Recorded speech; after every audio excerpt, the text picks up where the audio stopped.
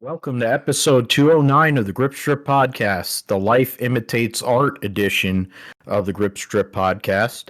My name is Philip Matthew. I'm your host, and I'm with my co host, the iRacing Indy 500 champion, a computer genius, a gentleman, a scholar, and the man who manages the Tate Fogelman algorithm almost hit twice this weekend in Xfinity and Cup, but instead, we got, based on title, the Cars finish at the end of the Cup race, and Daniel Suarez winning. But Josh, it was an interesting weekend for sure. The build-up during the whole weekend led to what we saw at the end of that Cup race. Yeah, that was a wild finish there in Cup that we saw, the imitating of the Cars movie and everything. And I bet Kyle Busch wishes that he had Lightning McQueen's tongue there, but we'll get into it later. But of course, yeah, I mean, not only the SVG top three there, which the algorithm almost right. And I mean, honestly, if you wanted to take the algorithm pick, you probably, to be a safe bet, take him top 10, top 5, which probably has pretty high odds or low odds right now because of how his experience is to everybody else. But of course, picked Austin Hill to win, went 2 for 2 there, so that was a pretty good lock there. So everything wild happening in NASCAR as usual. But F1 ready to start this weekend and everything. So we'll see if we have anybody else besides Red Bull that actually comes out and wants to go out and win races. Yeah, I mean, that was something from last year. Only once did someone outside of Red Bull win, and that was Carlos Sainz in a Ferrari. Will that change this year? The field behind Red Fool and Fish Lips is very tight, so a lot to look at. We'll preview the 2024 season, recap all the Atlanta races, roundup. We'll discuss World Superbikes and Supercars, along with quick previews of F2 and F3 and any other pertinent news that we should go over. Preview Las Vegas, the triple header there. Josh will let us know all things going on in iRacing in his sim segment. We'll also have a couple guests coming on later. We're going to have Phil Spain, former guest on the show, and his better half, Sarah Davis, essentially the first couple of the Bubba Wallace fan club. Was at the race yesterday, experienced it live, and it was definitely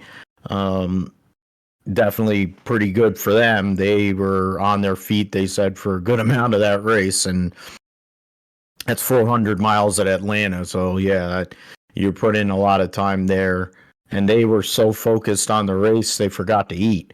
I mean, that's yeah, to forget to eat and drink stuff, yeah, that has to be pretty good. So we'll talk to two people that were at the race itself, and Dale Jr.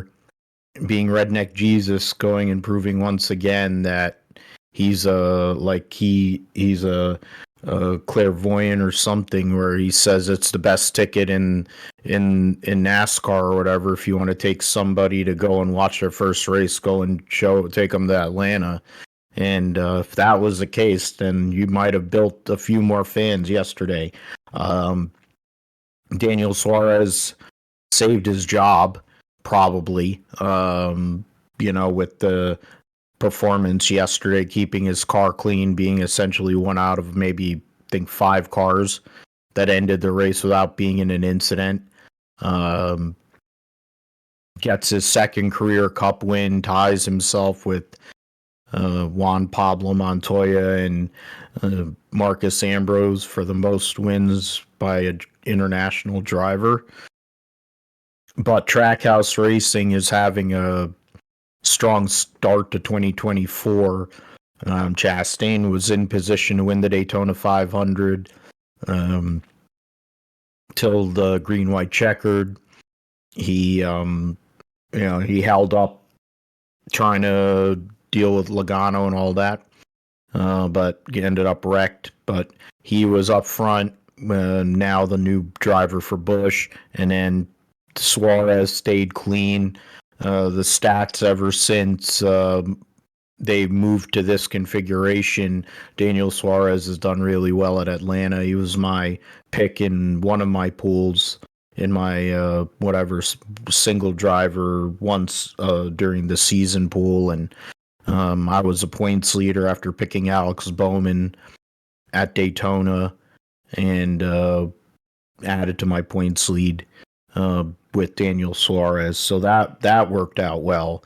My other fantasy teams probably not so much, but Suarez going out there getting that victory is huge for him, for his career, and his longevity at Trackhouse Racing. Considering you have Zane Smith and SVG are in line to go and move up next year, or in the case of Zane Smith, move over. So that'll be something to look at. Get into the results of the Am Better Health 400 at Atlanta Motor Speedway. Daniel Suarez, the winner, led 9 laps. There was, 48 lead changes amongst 14 drivers. Most laps led was Todd Gilliland, who ended up getting wrecked late. Todd Gilliland having a career day, didn't get the finish he wanted. Joey Logano was running up there for a good amount of the race. We're going to talk about him in a little bit about something else that took place in qualifying. What's it called? Brad Keselowski, had a pretty bad start to the year. He's 36th in points, lowest of anybody that's run both races. So bad start to the year for him. Hole that he's going to have to dig out of. Suarez, it was a 3-wide finish. If you didn't see it, Suarez wins by 0.003 of a second over Ryan Blaney and 0.07 of a second over Kyle Busch. So 2 Chevys and a Ford. Gumby Cindric won a stage, finished 4th. Darrell Walsh Jr. with the destroyed front end somehow or another came back to finish 5th.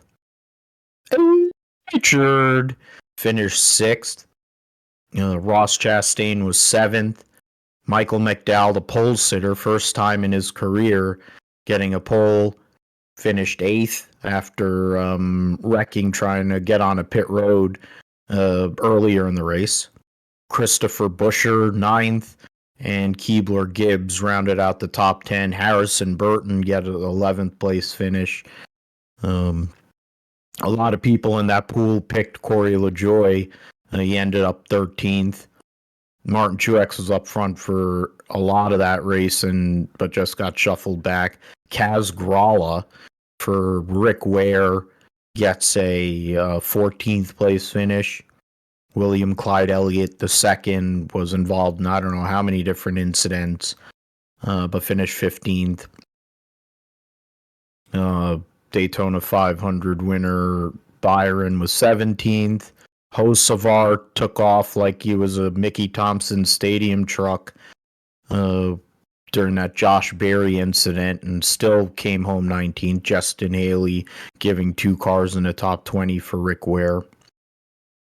I'm trying to go and look through other guys. Yeah, Logano led double-digit laps. So did Kyle Larson, led 17 laps, but got wrecked late. Blaney, Busch, Cindric were 3 of the guys that were up there for a good amount of the race. So, a lot of lead changes. This is what they wanted. I guess SMI, this track surface wearing out, making it a lot harder to stay full throttle. all the time. So you're having a lot more shifting, a lot more passing, shifting in terms of position, not shifting like actual shifting the gears, but in the end, Daniel Suarez stayed clean, and by staying clean, he gave himself an opportunity when it counted, and he closed the deal. Gets a big win. He didn't win last year. He had a terrible year last year.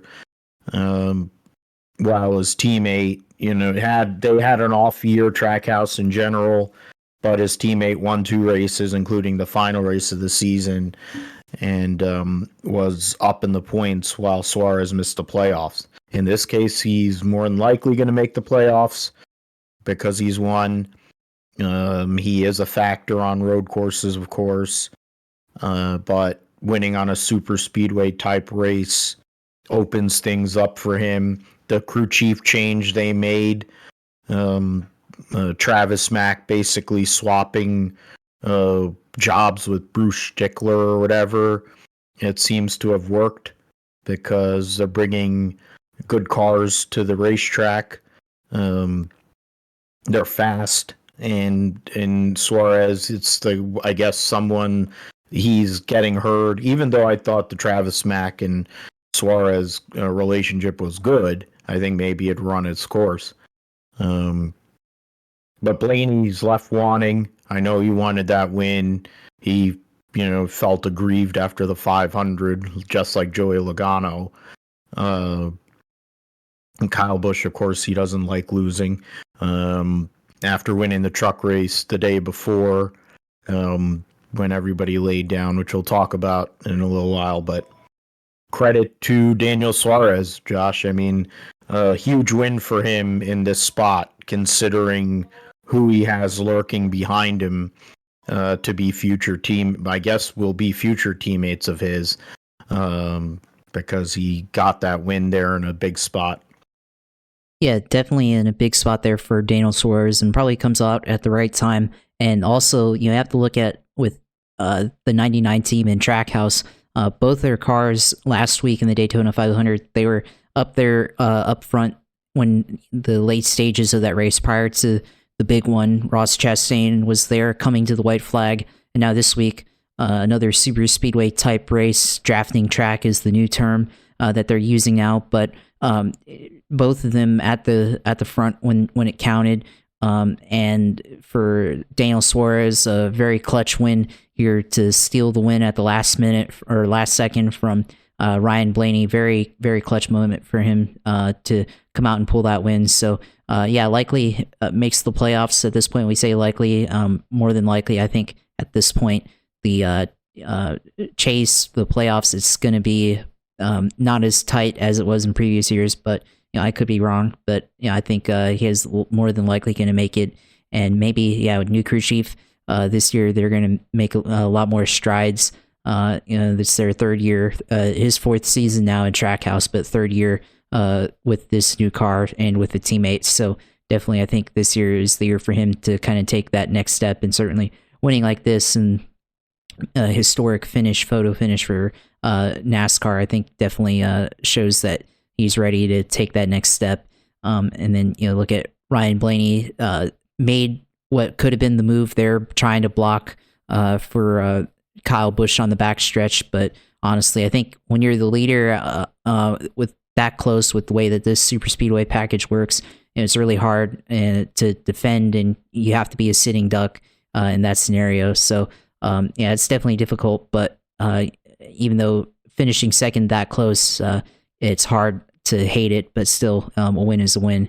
And, with Kyle Busch, of course, it's interesting, they talked about how calm he was, and even during the red flag late in that race, when they had the late red flag there, he was able to stay extremely calm in the car as Fox talked to him there.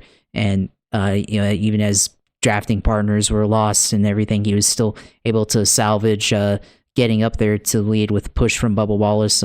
And I think maybe he could have won there at the end, because I think Bubba Wallace gave him the push there, and he took the middle, which I think is the right move, but Bubba got tight there in the middle of turn 3 and 4. So definitely affected him being able to finish that move, and that's why you kind of saw him lose momentum as they were coming to the line, and kind of seeing him kind of bouncing off of Daniel Suarez and Ryan Blaney there. He kind of moving there, I think, lost a little bit of momentum and couldn't finish the job there, but still really good finish for him after last week in the Daytona 500. So yeah, definitely a good result there for them, for all three of those cars to start the year. And Bubba Wallace also back-to-back weeks finishing fifth, so, and Cindric there as well. So a lot of names that I think last year were either had shown flashes or shown things that they could do, or in Cindric's case, and maybe Suarez too, shown that they still have something to prove here in the series. And looks like so far 2 weeks in, they are on track to deliver a good season. So we'll see over the next couple of weeks as we go to the regular racetracks, with Las Vegas coming up, and other mile and a halves, the short tracks and the road courses and everything, seeing how that will all play out. So it's going to be interesting here with just the start and the next upcoming races here in the Cup Series. Yeah, I mean, you brought up Gumby Cindric. I mean, he hasn't held up his end of the bargain. Yeah, he won a Daytona 500, but if anyone asks, like, what has he done outside of that in a Cup car? I mean, it's almost impossible to figure out anything that he's done of value. When your other two teammates are champions, granted his dad runs the team, but and he's a nice guy, but at the end of the day, at some point you actually have to be able to produce. And when you think about the last two drivers of that car, last three drivers of that car he's only the fourth driver of that particular Penske number 2 car. All three of those drivers are champions. All three of those drivers are, I mean, one's a Hall of Famer, one is on his way to the Hall of Fame, and one probably is a Hall of Famer. So, I mean, it's very big shoes to fill for him. And so Cindric has to come through. Logano's had no luck, and probably is on the 2 side because he's been able to kind of finish off these races. Blaney in position the first 2 weeks of the season, it almost feels similar to what he did last year at the end of the year with that momentum. He continues that momentum there. I think they've really hit on something, and having this new Ford Dark Horse body, I think, is also helping him. We'll find out more, of course, this weekend at Vegas. This is a prove it kind of weekend in general coming up. And I think the Toyotas are going to be really fast there because they seem to have that habit at the 1.5 mile racetracks. And of course, Kyle Busch wants to win at home. So he's not the only Vegas guy, but he wants to win at home, get his first win of the year taken care of. So those are a few guys. I think Todd Gilliland did a great job yesterday. I think any chance for Kevin Harvick to go and tell us that he's raced against 3 generations of Gillilands is probably going to come up every single week. He raced against the Hall of Famer Butch Gilliland, the former Winston West champion. He raced against David Gilliland, who famously, of course, won a Busch Series race at Kentucky for an underfunded team, and then got the M&M's 38 car. Had a long Cup career, to be fair. Helped David Reagan and Front Row Motorsports win a race at Talladega. And then now he's driving against Todd, who's had a lot of talent, got into it with Kyle Busch on his way out the door. Somebody who the potential has been there, but maybe he hasn't realized it. Yesterday, Front Row Motorsports proving yet again that the decision by Ford to work with them, make them a tier 1 organization. They have a alliance with Penske, so essentially Penske's a 6-car team right now, which is crazy to think. It also makes Harrison Burton getting a good finish all the more important because he has to prove himself at this point. Young guy, yeah, talented, yeah, another Toyota dude that came from the Toyota platform, but you have to start doing something. The Woods have options. I mean, granted, they lost their best option in Zane Smith, and that was mainly because he wanted to work for Justin Marks. But the notion that Ford couldn't find somebody out, pull somebody from Chevy, or pull another driver from Toyota who has money. They like Riley Herbst for whatever reason. He seems to have turned a corner. Cole Custer's a defending Xfinity champion. Would he go outside of Stewart-Haas Racing? Who knows? But yeah, I think that's really some of the takeaways there from the race. I mean, Bubba, you talked about washed up there in 3 and 4, and from what Sarah was telling me, from what she heard on the radio, essentially both Booty and Freddie lied to Bubba about how bad the damage was on the front end, which can explain a lot. It can explain why he kind of went like a bat out of hell and was able to push, but then it also explains why he lost the front end of his race car at the end of that race. Got to go for it. You got to go for it either way. And in his case, for the people that get triggered by the thought of Darrell Wallace Jr., there's only one driver so far in 2 races that has 2 top 5s and 2 top 10s, and his name is Darrell Wallace Jr. He's 3rd in points. Going to a track where in recent years, especially since getting into 2311 equipment, he's been able to do all right at. And now with Tyler Reddick as his teammate, the 1.5 mile tracks are one of their strengths. So could continue on with this early season momentum at Las Vegas. Someone to look at for sure. I mean, I guess on the flip side of that, you have the likes of Christopher Bell, who had another bad night. Brad Keselowski, as I mentioned, is buried in points.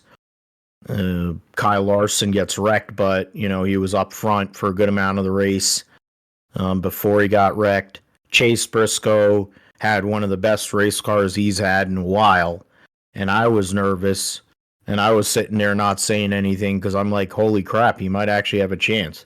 And I didn't say that all of last year. That had been since 2022 since I had that feeling, and he gets treated the same way Tony used to get treated on the super speedways. Even though he has a fast race car, they don't trust the tactics that he uses, so they hang him out to dry. And eventually it got to the point where they hung him out to dry in a 4 wide, and he ends up wrecking in 3 and 4, taking Dennis Hamlin. I think that was a Larson wreck too, right? Yeah, Larson got taken out in that one. So, I mean, Briscoe had a chance to get a good finish out of it. He was running up there for a good amount of the race. It's one of the best race cars Stewart-Haas has put out there in a long time. Josh Berry was with damage, came back up, was running in the top 10 before he went and got wrecked. So for Stewart-Haas, it's actually been, even though the results may not show it, they're bringing speed to the table to these first 2 races. What will they do at Vegas? That'll be a big... it'll be a way to decipher what their situation may be for the full season.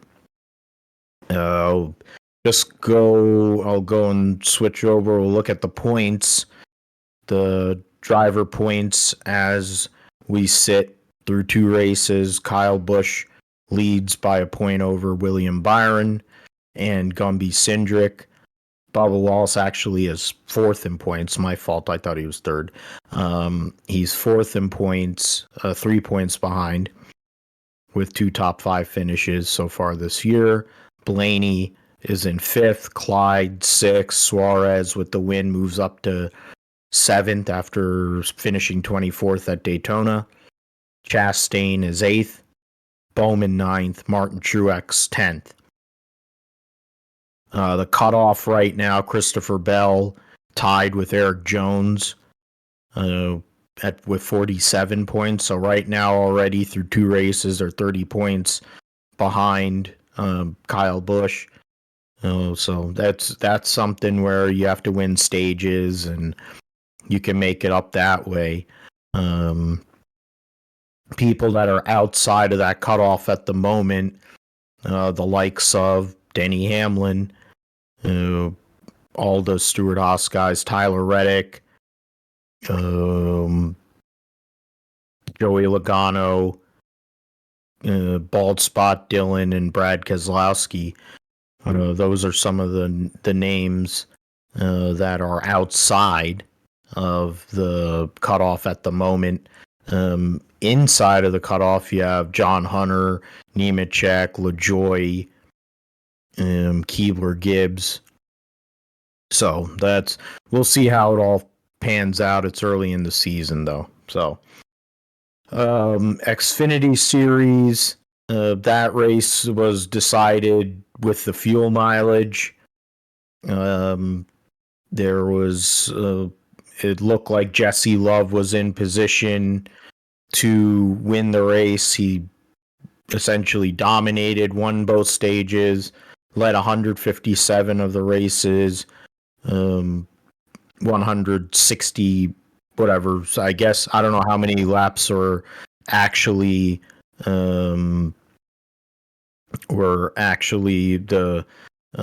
it probably was 162. I think it's 162 was the scheduled distance, because the 39, it took 5 laps for him to take the 39 off the track. Jesse Love ran out of fuel trying to win his first career Xfinity race and only his, I don't know, whatever start. But in the end, it stays at RCR. Austin Hill starts his year with 2 wins. It feels similar to what he did last year to start the year.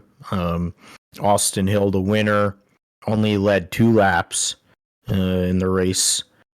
I mean, essentially, it was a Jesse Love benefit up front, but Chandler Smith second, Shane Van Gisbergen third, since all these other people on Fox can't pronounce his name, especially Michael Waltrip, who's just a fruit. Sheldon Creed gets another top 5 finish. Parker Retzlaff, top 5. Jeremy Clemens, 6th. Anthony Alfredo, 7th. Jeffrey Earnhardt, top 10. Sam Hunt, team. Ryan Truex, 9th. Sammy Smith in 10th. You got Mayer, Love, AJ Allmendinger, Buckshot Jones, Cole Custer. Riley Herbst. And then Cole Custer. Justin Allgaier got stage points in both stages, but finished 28th in a lap down. Kyle Siegel had 1 lap, but ended up finishing 36th. Josh Williams in 37th. Jordan Anderson, who had put himself in a position to try to win the Xfinity race at Daytona, had steering problems this weekend and wasn't able and finished dead last. John Hunter Nemechek buried in the field, ended up 4 laps down in 32nd. So that's, you had Kligerman up there. He led a lap. AJ Allmendinger led 8 laps. So, essentially, it's really Jesse Love. They ran the race really clean because it was less than 2 hours. the notion is Jesse Love, who was dominant last year, won double-digit races in ARCA. Part of the reason why he got the call from RC to move up to Xfinity and run in the Whelen car. He's shown the talent that in this spot with limited experience on super speedways, especially in the Xfinity car. He held his own and put himself in position to win the race. Unfortunately, the green flag aspect of it, which is very unusual, dictated fuel mileage, which it's Atlanta, it's happened before, but not, I think, in the format with this current like drafting package. So unfortunate for Jesse Love, but I don't think he's going to be waiting long for a win. I figure he'll get one here through the spring, somewhere along the line, like Chandler Smith did at Richmond last year. I feel like Jesse Love will do that.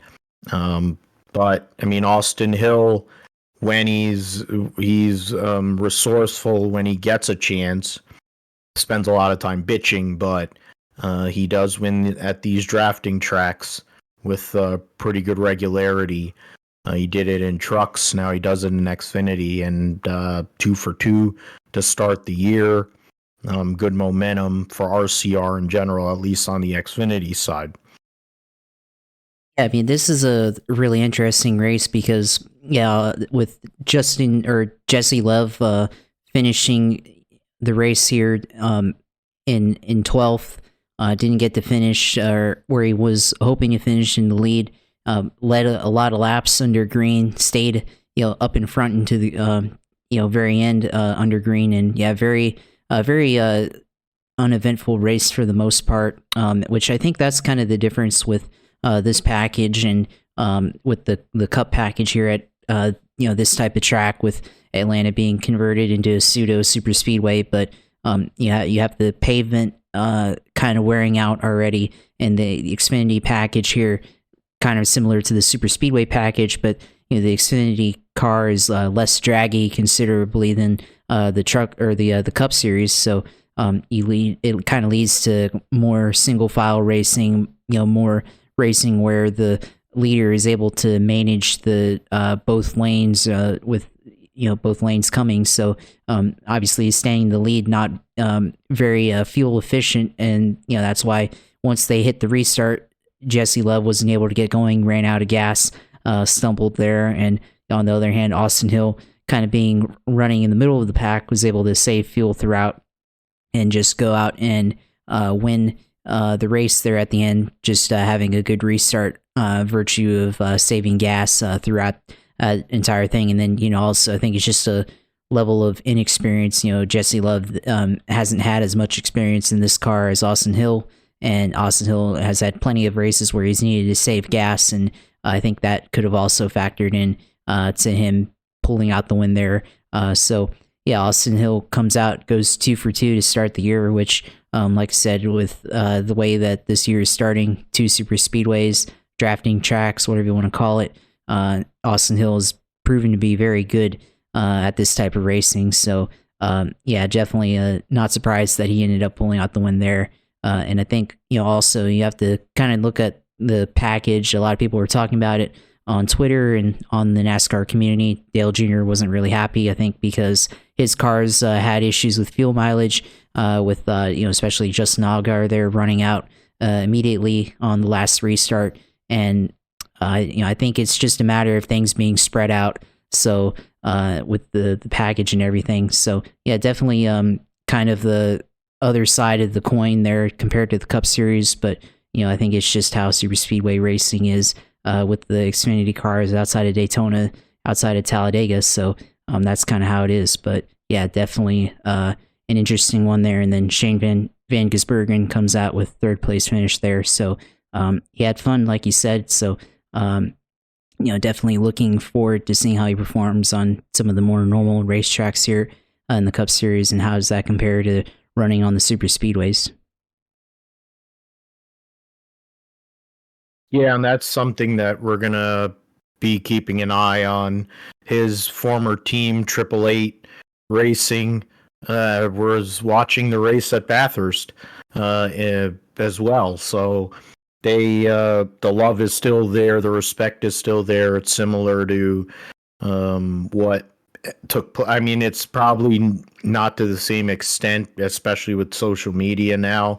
But I do think that they were looking at what Marcus Ambrose was doing after winning 2 consecutive championships and moving over to NASCAR, spending however many years he did here, moving through all 3 levels from trucks to Xfinity to Cup, and then eventually becoming a Cup Series winner, changing the game on road courses, I think, in general, when he was around. So now you have SVG here full time and likely to be a Cup Series driver next year. So we'll see how that progress goes. We've seen other drivers that are much lesser drivers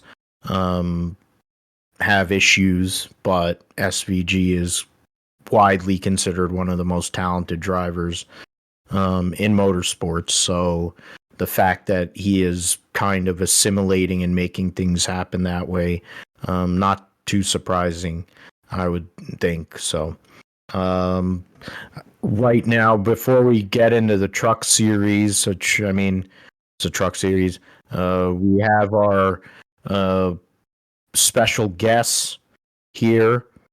Sarah and Phil are on the line, so hopefully we can get them on the cam. Hopefully everything's good there. We can go and talk about. We had essentially finished talking about Cup on our side from what we thought. So getting the fans' perspective, being at the racetrack itself, being in it with the Bubba Wallace as well. Yep. Hello. Hello. So I guess welcome, first of all. Thanks for being on. I know you guys have had a long weekend, so thanks for coming on to GSP.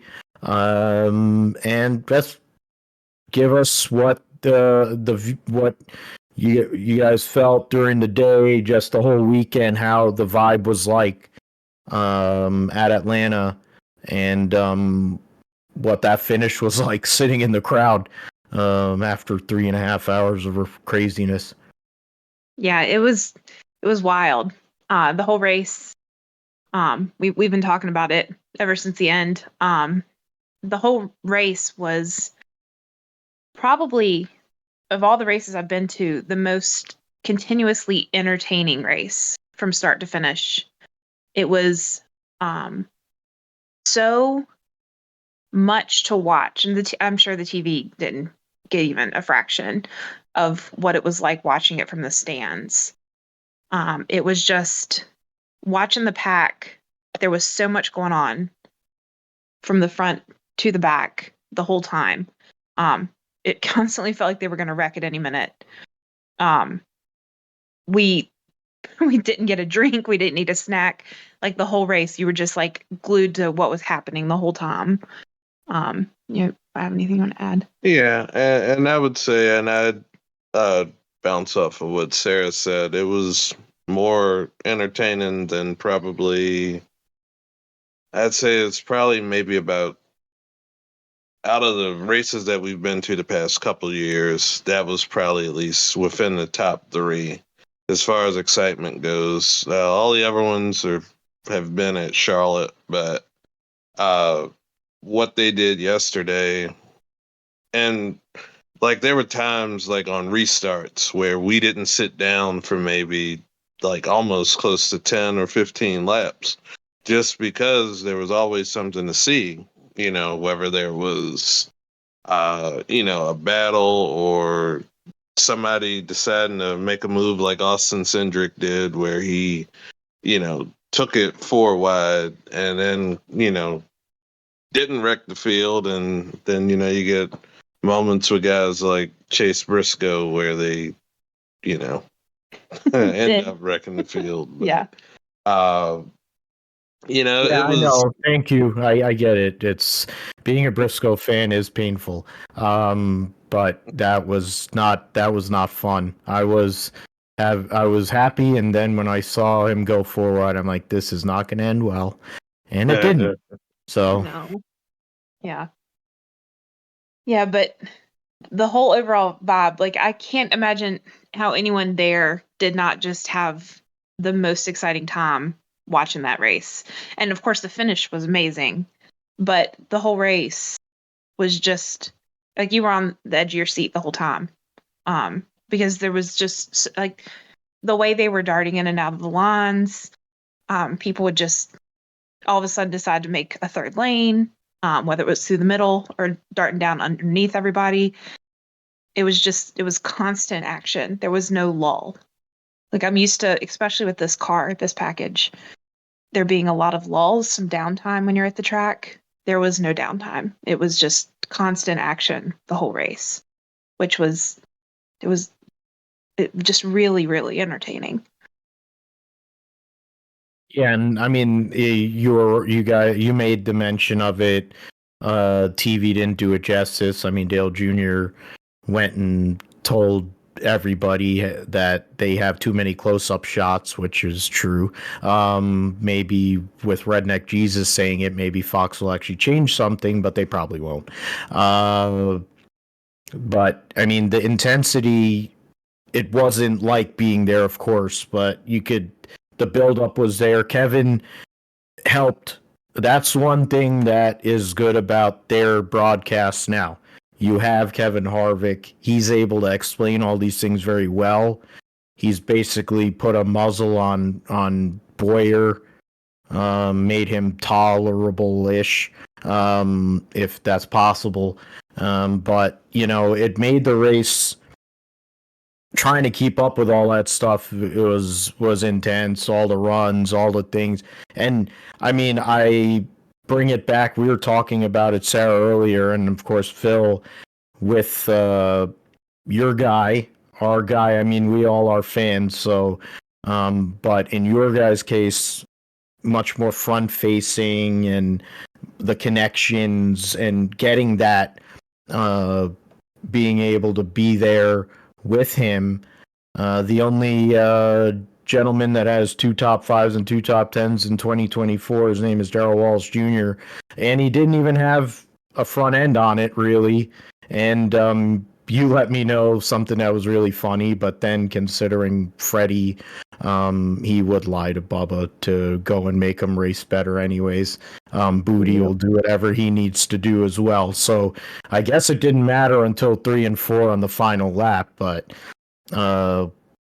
great job by him. I mean, he seems to be a different guy. They kept on mentioning it, but you can see it. You can just see it in general, his just persona. And we were talking about it, like how I think it's a lot like where he was in trucks like a decade ago, and he was one of the guys. And it was him, Blaney, I forget who else, but that was who it was. And he's coming out here and showing himself to be a contender. And I think Vegas also, I mean, it's kind of going. Good track for him. Yeah, I think Yeah. it's going to continue. But what were your guys' feelings about how Darrell did on Sunday, and even with Daytona? He's been close there as well, but it's one of his better racetracks too. Yeah. Yeah, he's definitely this season carrying himself with a different like overall level of confidence. His entire mental health space seems to be in a different place this year. I heard him say in one interview that he felt like especially the past 3 or 4 seasons, he's been racing like to prove other people wrong about what they've said about him. And this year he wants to go back to like the 2014 truck season, and be more that version of himself, the person who knew that he could do what he was doing. And I think he's maintained that. And even in the race yesterday, he speeds on pit road, he goes down a lap, and he's fighting to get his lap back. And somewhere in there, there was a little I think he was trying to pass someone and lost a couple spots. And Freddie said, it's okay. Hey, recover, get back up there. And Bubba said, it's okay. I'm fine. Calm down. And it was really a moment where, like, hearing Bubba tell Freddie, like, I'm fine, really kind of continued that whole idea that, like, he's in control, in a really healthy way. And, that moment where he fought Ross to get to be the first car lap down to get his lap back. That was the way he stayed in that and really fought for that spot back. I mean, I was a proud fan in that moment. And then, of course, once he got his lap back, he drove up and got the 5th. But there's been times in the past where you could hear him get discouraged in that type of situation. And instead, this year, he's, even when, last week when they had the gas problem, same thing. It's something that would have almost derailed his, not maybe the race, but like his mental health portion of the race. He would have been like out of it, like down, like this isn't going to work for the rest of the race. And instead, he seems to be like able just to recover. Okay, like this thing happened to us. How do we fix it? What do we do to move on? Mm-hmm. And I think that portion of it is a big part of what has led him to get 2 top 5s to start the season. Yeah, and I'd say, honestly, hearing him over the radio the past, maybe 3-4 seasons, this year sounds a lot different than it has in prior years. He's still the type of person that'll say, hey, let me work, let me, concentrate on doing that. But now when he gets out of the car, or, in the case of like Daytona where he had the issue with the gas, he wasn't afraid to, call out the team and tell them, hey, good teams don't make mistakes. Yeah, they don't make mistakes in these situations. And then yesterday when he had his pit road speeding penalty, he kind of took his own medicine there. He was the reason that he ended up a lap down, but he also, worked his ass off to get that back. And once he got that back and, the caution had fallen and all of that, you could just tell he never lost faith of it. Whereas in past years, if it took that long to get that lap back, he was discouraged. But yesterday you heard him excited and, raring to go, and, it paid off at the end. I mean, I think it also helps that, home life, of course, is great with Amanda and the dogs and everything, but, there's also, he's feeling more comfortable within the team, and he knows, I guess, now that he's secure, maybe more than because it's similar to what we were talking about with Suarez. As part of him winning, he was on the cusp. He could have. There's 2 options they have to replace him if they decided they only wanted to keep 2 cars. He goes out there and wins a race, first time since Sonoma in 2022, and now they have to consider they're gonna keep him. I don't think. I mean, Justin Marks just buys more stuff. That's what he does. I always wondered where Rick Ware made his money. I also have to start wondering where the hell Justin Marks makes money, because this guy buys everything. I mean, he has charters. He's buying charters, which are overpriced. Now he's going and he's got 4 drivers, and he's only got 2 cars. So I'm waiting to see the gimmick, what he's gonna pull to have a 4-car team next year.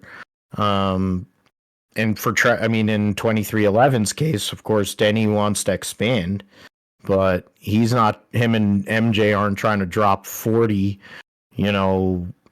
drop a quarterback contract for a charter.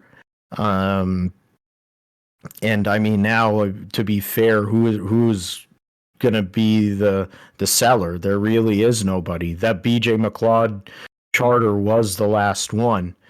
The whale or whatever. I mean, it's crazy how things are. But the point I was trying to make about Bubba, when he was at KBM, he was the guy, and they were behind him. In this case, it's the same thing.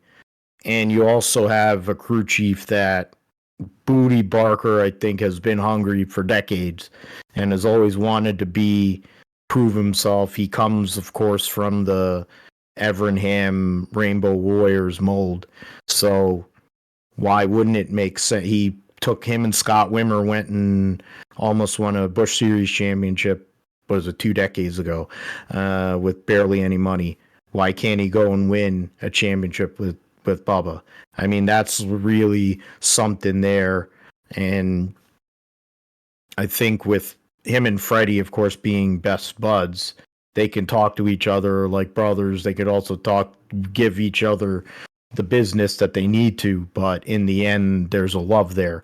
And when it comes to like the mental health piece, I mean, you guys can talk about it too. I mean, knowing you have that surrounding area and having those people around you, that's going to make you faster. It's going to make you better. Of course, he's got the love, with his wife, and he's got love with in his home life, but he's got love from his crew chief believes in him, his pit crew believes in him, and his spotter has been behind him and by his side for God knows how many years now. When Freddie was like 200 pounds less than he is now. I mean, that's how long it's been. So, I mean, you guys said it. You heard him on the radio that he's sounding much. He has a different energy about him, and it makes a lot of sense, right? I mean, those things you brought up would have been race enders. He would have switched off, or he would have been out of it. He might have made another mistake to compound the mistake. This year, he's in a different mind space and a focus where he's like digging. And it, like the point I was making to you, Sarah, earlier, like we were talking about 2014, that's what it feels like. But I mean, I guess after all of that, like, what do you think or expect? I mean, Phoenix isn't one of his best racetracks. He really hates that place, and so do I, because it's a dump now. But is it more building momentum, keeping the momentum at Vegas, and just trying to get through Phoenix? Or is he in a spot right now where he could even be all right at a track that has generally not been one of his best? Well, honestly, I'd say a place like Phoenix, I don't like it as much as I used to in the past myself. So I can understand why he doesn't. But going in to the real, I guess now, as they say, the real part of the schedule, I guess it all remains to be seen with this new Toyota nose. How does it work on a track like Las Vegas or a Kansas, somewhere where Toyota has been fast and has won races over the last few years, or at least over the, since they've gone to the new car. But, for him, I think it'll all depend, especially with like practice. That's when we'll kind of know. Like, if he's fast or he likes his car. And I've always said, even if it's just that little, 15, 20 minutes that they get for practice now, you can tell a lot about how the weekend's going to go listening to him through that, or how he sounds after qualifying. Like, I think the expectation this year, a lot of people have put those big number expectations. Like I've seen people say, it feels like, oh, he could contend for like 5 wins. And so far through the first couple of weeks, you know, despite, challenges and stuff, uh, he's shown that he has the speed and he's shown that he can compete. Now it's just going to be, can we finish the race? Can we have that complete race and can we have it early? Because if you think about it now, with Suarez winning yesterday, that takes away one of those playoff spots where you're like, oh, if we're back, anything could happen at this, at any point in this season. It could be a penalty, could be anything, and if it's a point, where they get into a points hole and you basically do have to win. I do so far, and I guess that's through the super speedway portion of the schedule. I do feel like they're equipped, but I'll have an answer by I guess 7:00. So Yeah, I think one thing that I think they learned last year, kind of late in the regular season, was that they hadn't focused enough on stage points early in the season. And that's what really bit them down to the wire with whether or not he was going to make the playoffs. And then it really hurt them once he was in the playoffs. They did not have enough points.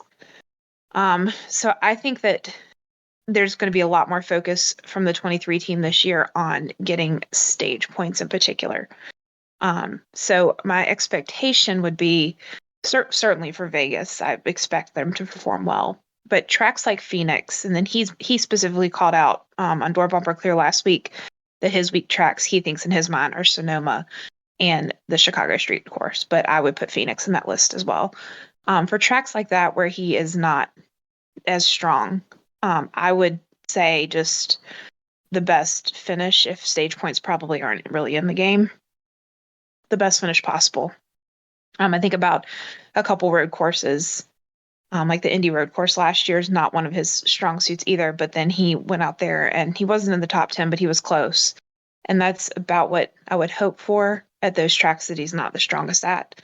Just, at the best tracks, continue to capitalize stage points every stage, best finish possible. And then, as close to the top 10 as you can get at those that you're less comfortable at, and just kind of survive and get through those. But with all those stage points, you're kind of building up, a bank to get you down the road where it really counts. And that's what they haven't done in the past. And I think they'll be more focused on that this year. And I mean, that's a great point you guys bring up because, Blaney after Daytona a couple of years ago was Blaney and Truex, and it was 1 point at the end of 26 weeks. When you're talking about these championships, it was 2 points or 3 points or whatever it was for Blaney last year in the final race of the season. Most famously, Tony and Carl tied. It's you have to go for everything, and it can be as innocuous as a random stage at insert track here at Iowa, and that could be the difference. Like you can, that's why like the comment he made about the fuel issue is true, because that's where you lose X amount of points. But difference is capitalizing on the situation, getting the most out of each race is the way to go. So then you have a cushion later in the year if something goes wrong, because it seems like you can kind of dump races but you have to win really, or be in a pretty good most of the time to go and get yourself have a bad one and get away with it, so to speak. Yeah, we were talking about Xfinity, got through that. Trucks now. Yeah, we're going to go, and we were talking about Kyle Busch and driving for Kyle Busch. Well, Kyle Busch won another truck race, largely because There's people that were blaming him, not probably because I'm a Ty Majeski fan. I was like, why are you're saying stuff about Majeski? It's like I would be talking about Corey Heim and his teammate that sat there and did nothing at the end of that race. You're in a 4-truck pack against one Chevy and one Ford. How are you not making a move to do anything? Is my question, especially for the talent that Corey Heim is, and he's a former winner on this track in this configuration. So it seemed weird to me. It didn't seem weird to me that Ty Majeski did what he did, because that's his style. He already knows, he's already done the math in his head, and he's like, well, that's Kyle Busch over there. More than likely, I go for it. I'm going to get hung out and finish 4th. I could sit here and finish 2nd. I'll get 2 more points or something. There's a reason why he wins championships and wins all these races. But in the grand scheme of things, Spire Motorsports is 2 for 2 in the Truck Series this year. Never thought in a million years I'd ever say Spire Motorsports is 2 for 2 in anything good. But they are now, even though Kyle Busch did sue Rev Racing for back money, but he goes out there and gets that victory, Group 1001 on the truck, making me think that the Indy 500 is more possible than we really believe. Some may want to believe with Kyle Busch, since he's getting into business with them. And let me just bring up the results. It would help. The Freight 208 at Atlanta. Kyle Busch, the winner, won stage 2. Overtime, Majeski, Corey Heim, Taylor Gray. Nick Sanchez rounds out the top 5, the winner at Daytona. Caden Honeycutt for Nice Motorsports from 25th, finished 6th. Tyler Ankrum finished 2nd in both stages, led the most laps, 46, and finished 7th. Rajah Caruth, another top 10 finish with the Hendrick Cars Chevy. Daniel Dye started on pole, really good bowler. So I other than the fact that he gets the camera and Michael Waltrip has a disturbing obsession with him, he's a good bowler. So I kind of have to root for the guy. He finished 9th. Dean Thompson finished 10th. Looking through here, Grant Enfinger had the cut down tire, else he would have been in the mix to possibly win with Cody Robaugh's team, and only his 2nd start for them. Matt Mills led 6 laps. Christian Eckes, the defending race winner, led 20 laps, won a stage, but had issues. Then Lane Riggs' nightmare start to 2024 continues. He gets DQ'd after the race, so he's got 3 points or something like that. But I mean, it's Kyle Busch and it's the Truck Series, so you just assume he's going to win. And if he isn't going to win, he's going to be in the top 5. I mean, so he did that. It's good for Spire that they have him for 5 races. And I mean, yeah, when it comes to the Truck Series, when Kyle Busch is on, there really isn't a whole lot more to say than it's Kyle Busch.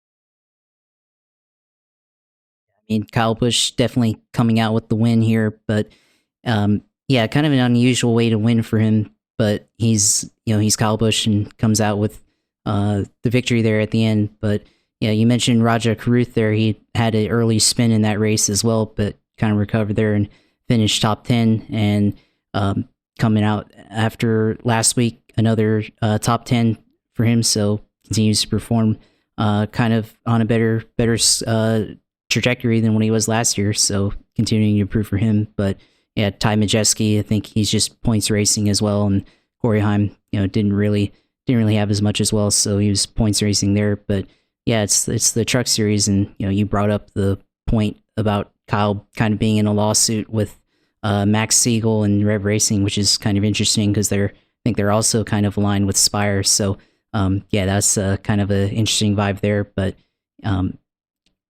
it's clearly not affecting him on the racetrack because he's still coming out here and winning races when he can. And kind of weird to see him win in a not Kyle Busch Motorsports car, but it's basically the same team as last year, just in a different ownership group this time.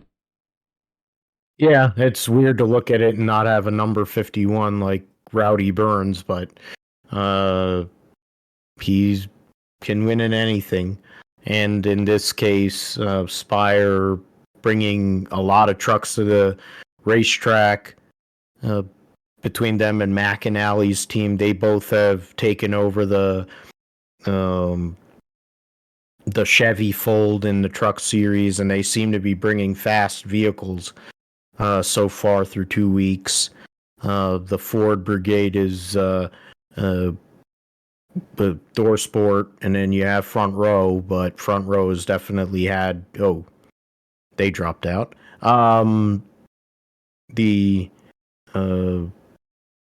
But yeah, I mean, you're talking about the different manufacturers there. I mean, going into a race like Las Vegas this weekend, which is a track, yeah, we are.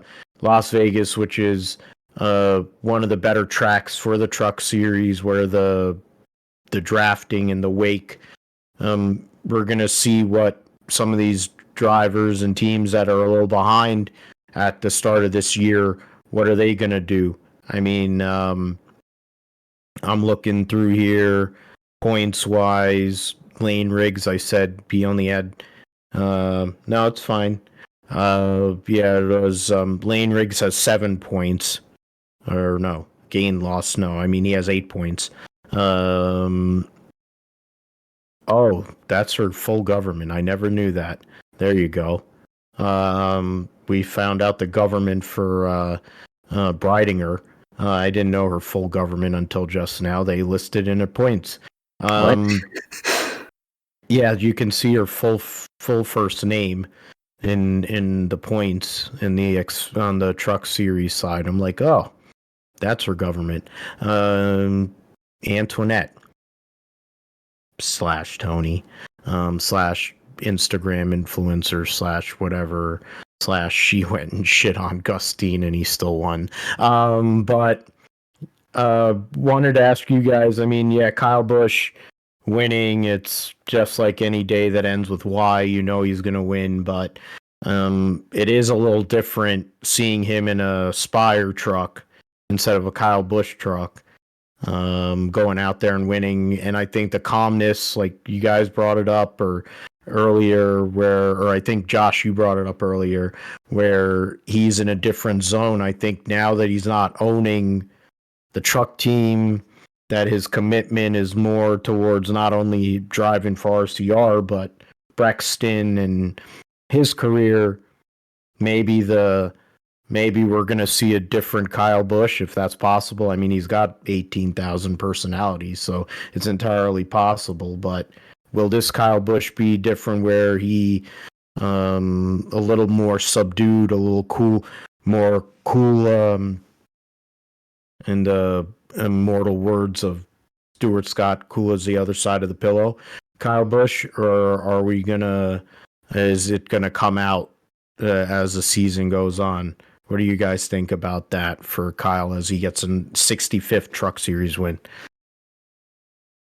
I definitely think that this seems like a different Kyle Busch. You know, besides selling KBM, he's out of the energy drink business. He does seem more mature. He's no longer, the heel. He's kind of a fan favorite now. They cheer for him at races, which is strange. Still, I can't get over it. It's been a whole season, but I still can't get used to that. I think maybe he's falling into like the good guy role. The fan favorite role. I imagine if he has an incident where he needs to get upset, be hot-headed, it's probably hard to get away from that forever. but this does seem like a different Kyle Busch to me. Right. And honestly, I think if you look at it in some ways, Kyle's career now kind of somewhat, even though I'll say, he's been, I guess I'd say a little bit more successful than what Kurt has been. But if you really look at it, this time in their lives have kind of paralleled. Like, we knew Kyle for being a hothead, early in his days at Hendrick. And then pretty much through the, almost 15 years, wasn't it close to? That's a long time. Yeah, almost 15 years he was at Gibbs. It just seemed like everything would set him off, whether it was a scoring issue or if he made a mistake the team made a mistake on a pit stop, or if he didn't like someone, I They guess, were racing him. yeah, how he was being raced, you heard about it. But now with this Cal, and especially, and like Sarah said, he is now more of what seems to be like a fan favorite.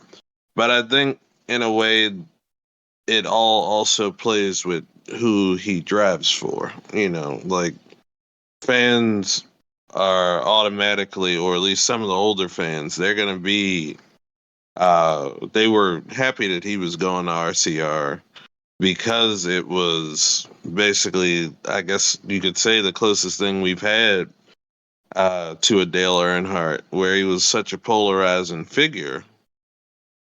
The closest thing we've had in the last, 20, almost 25 years since Dale's passed on. But it just seems like, it almost sometimes with Kyle, it's almost like you're waiting for the other shoe to drop. But I think with everything that he's gone through, off the track, with everything with him and Samantha trying to, conceive another child, I think all of that too played into his decision to kind of be more of that laid back.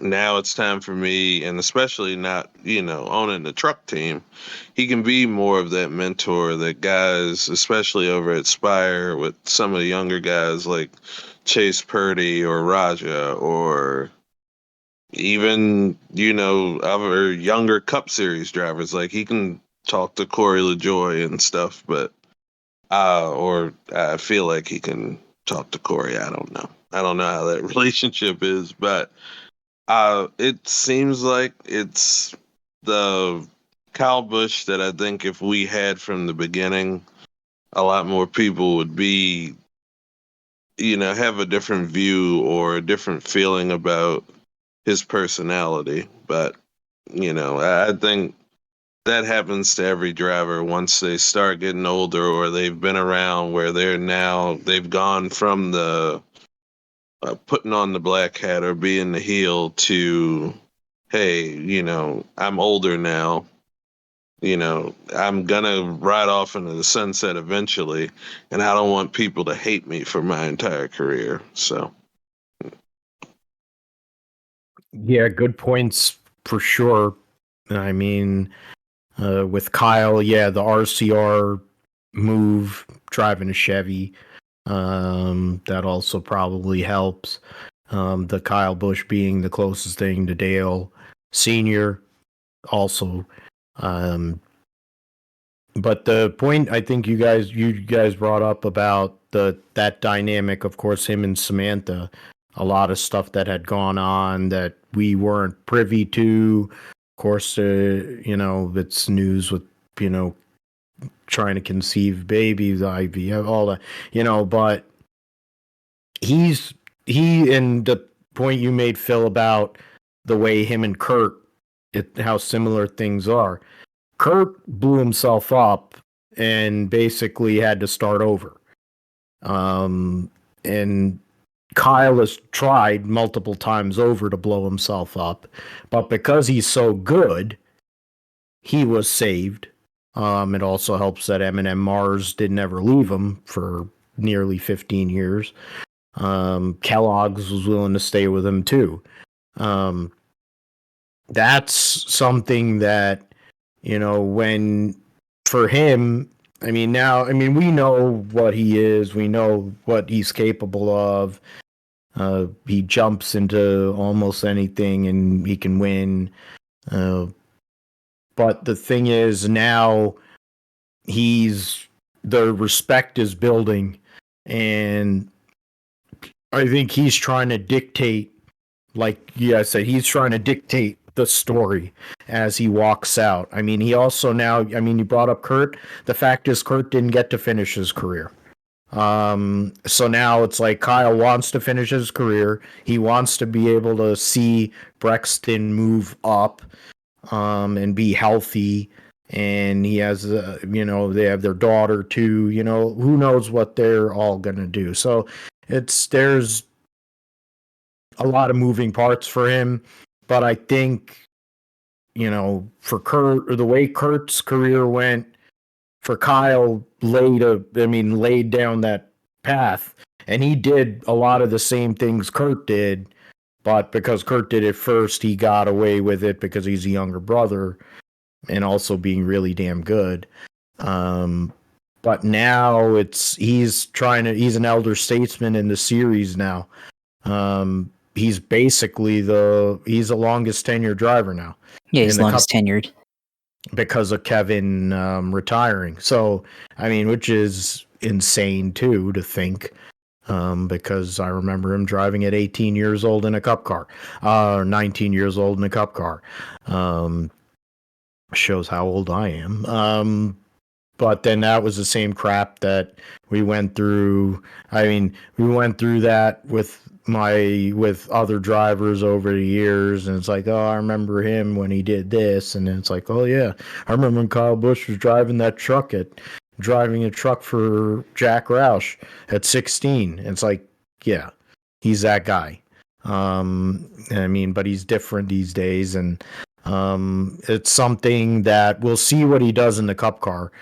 He had momentum at times early last year, but of course, as the year went on, the wheels started to come off, and I wonder how him and Randall Burnett and company can continue or can go and do better, because RCR generally has not been a contending team for a long time.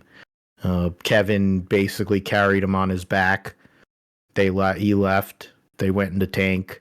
Tyler Reddick went and came up, and he had a good year his last year there.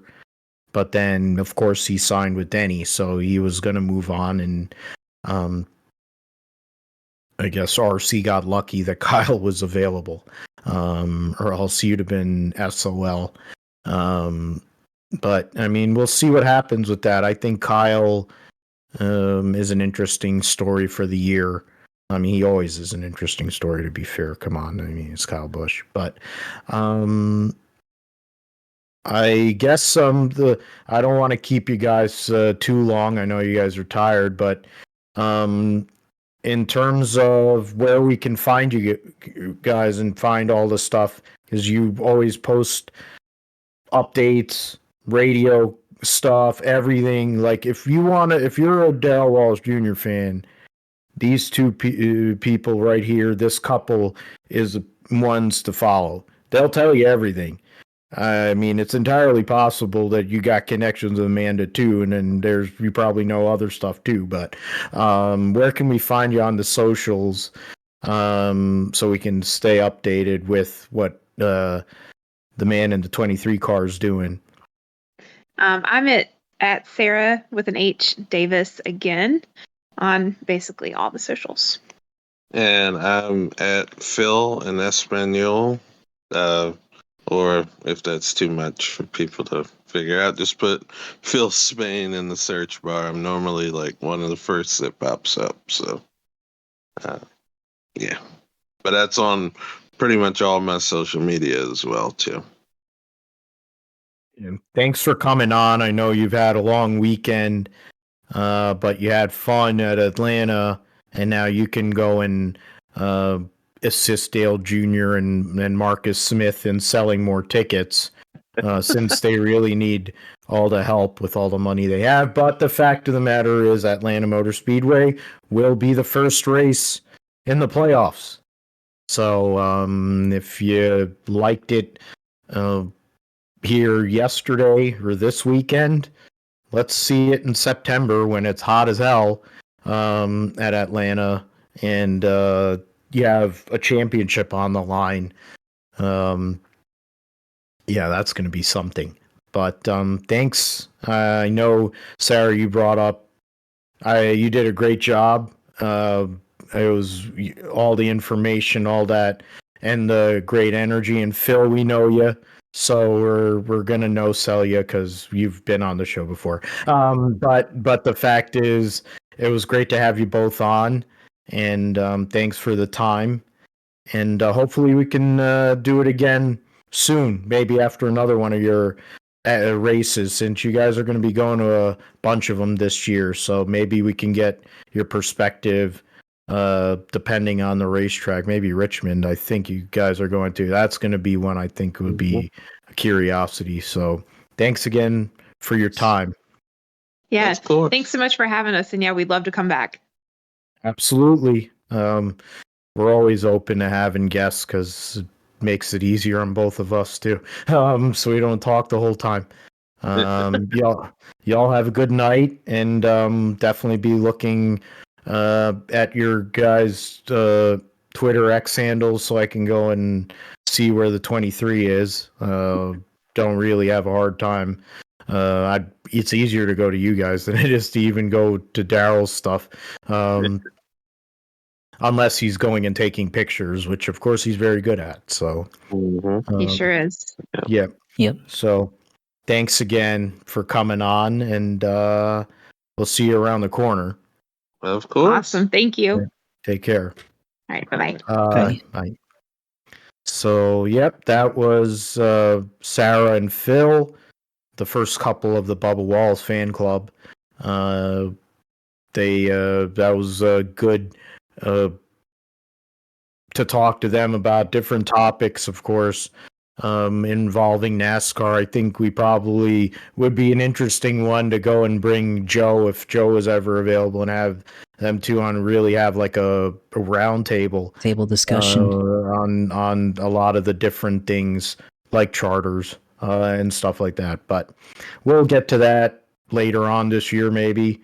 Probably during the Olympic time. That might be a good idea. There you go. I just went and brainstormed an idea there. So credit to me. Put that one in the back pocket. Yeah. Now let's change. We're changing it up from NASCAR. We'll go to something that definitely isn't as interesting in Formula One. Max Verstappen won virtually every race last year. Won the championship with like 8 races to go. Barely had to battle anybody the whole season. They've made changes to their car, the RB20, new side pods, very narrow inlets, which is Adrian Newey, of course, being the mad genius he is. Rumors of possibly having zero side pod concept going on as well. After Mercedes failed spectacularly with the zero side pod concept with this car, the possibility that Adrian Newey is just doing it just to basically take his junk out and tell everybody, yes, I'm that guy. I've designed championship cars in 3 different decades.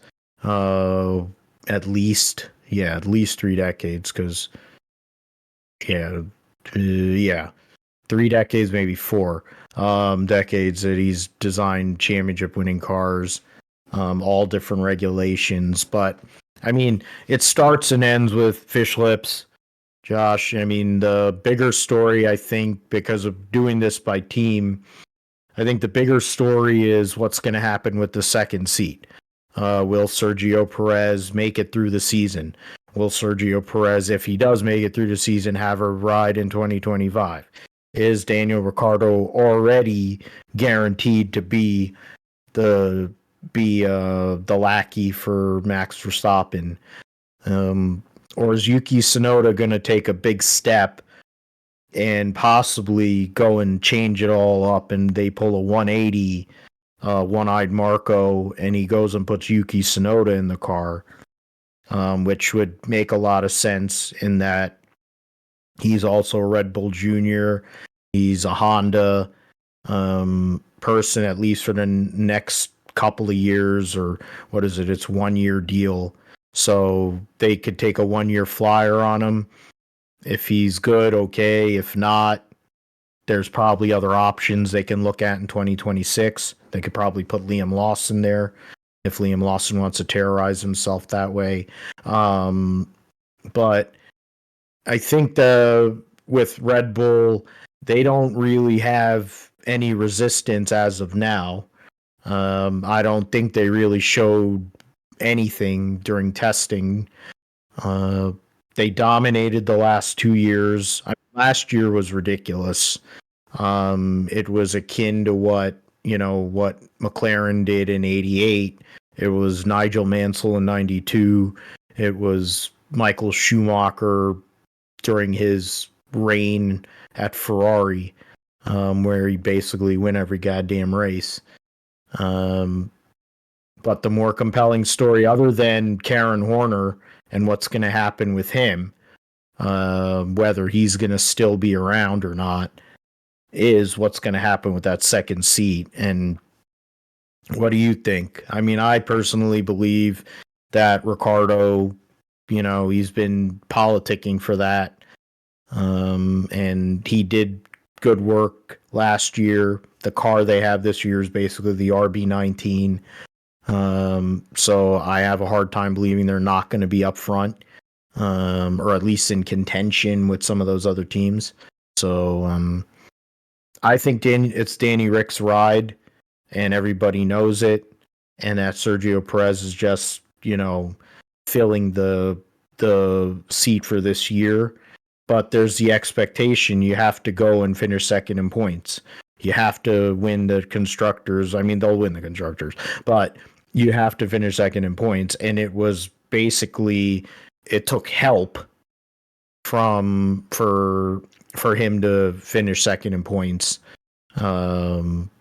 because of the deficit, some of these other teams had. But what are you thinking in terms of Red Bull for 2024, Josh? I think it's easy to agree with the sentiment that Daniel Ricciardo will end up being Max Verstappen's teammate in 2025. They've already been teammates. They have a pretty good dynamic together. We've seen that on social media. We've seen that on the Red Bull YouTube channel when they were doing stuff together at before the races and stuff, or leading up to the races. So they have a good dynamic together. So it's a pretty easy assumption to make. The only thing I can maybe disagree with is Ricciardo is older now. He's not as young as he once was. Certainly looking for kind of that late career or mid career spark to get him back into the podium, to where people thought he was going to be once he left Red Bull, and now he's back in that system. So yeah, definitely it's an easy fit, but you wonder how long will that last for. Of course, the second seat since he's left has kind of been a revolving door. Of course, Sergio Perez has been there for 3 seasons now, so you just wonder for Ricciardo, can he last beyond 3 seasons in that seat, or will he only be there, say, for 2 years plus an option, and if he doesn't perform within that 2 years, they'll move on from him? That's certainly something to think about there. And then I think with Perez, it's hard to believe that they'd let him go in the middle of the season. Obviously, we've seen Red Bull do that before for the second car, but I feel like Perez has been competitive enough over the years to warrant being there the entire season, and he's certainly I think he can at least get one win during the season. So it'd have to take a really, really bad catastrophic catastrophic collapse or a mutual parting of ways rather than just a firing where he would have to be out of that car at some point during this year. So I think it's definitely I do have to agree with you. It's definitely Ricciardo's seat to lose for 2025, but we'll see what happens. Sonoda, you mentioned him. I don't know. I kind of had a hard time believing that. He seems like he's been talented in that car at times for that team, but definitely it's he's kind of been the second guy there in terms of performance since he's joined the series. So you definitely have to wonder if this is the year for him to prove it, and then if not, if he doesn't go to Red Bull, where does he end up? And then who would end up being replacing him in that car? So definitely it's an interesting thing to look at, but not going to speculate or anything, but there's always a good possibility that second car gets filled by somebody that's not Daniel Ricciardo or Yuki Tsunoda. They could find somebody else to fill in that seat who they think could be a good teammate for Max that can be there for a few years to kind of push him kind of the same way that Sergio Perez has. But of course, Sergio Perez is getting older, so it's a little bit more challenging for him and everything to be able to keep up with Verstappen. But it's going to be an interesting thing to see. And Verstappen's Verstappen. We probably pencil him now in as the F1 title winner here at the end of the year. But of course, you can let us know. We'll have the receipts up here on all of our platforms, I guess, if we end up being wrong on that one. And I would love to be wrong on that one too, for the sake of society, because it's gotten old already. I guess you'll say, people can say, well, I was spoiled. We were spoiled with the Lewis time, but then I can say I watched Michael Schumacher. I also watched other guys dominate this sport. So the fact that my favorite driver actually was able to win and win poles, win races and championships is rare in Formula One to have that guy, but to have that guy and being one of the greatest ever, that also is another thing. But speaking of that, Sir Lewis Hamilton, his final year as a Mercedes driver, starts here this week, and George Russell, glass jaw himself, the dynamic between those two has been interesting, to say the least. They finished second in constructors by 3 over Ferrari. They did not win a race last year. For years, Mercedes was the team, and Lewis, of course, winning championships. But now Lewis is going to move to Ferrari in 2025, replacing Carlos Sainz. And curious with the new car, they redesigned it. James Allison, noted designers, in his first car that he's penned for Mercedes, more along the lines of what the majority of the grid has. Speed wise, not sure. We don't really know, but I think the way things are, they're going to be able to compete on a weekly basis, at least within their group, which is not fish lips. I think I think the biggest story for Mercedes is the dynamic between those two and what they give the guys, because Mercedes over the years has figured out ways to screw up Lewis, whether it's pit stops, whether it's bad engines,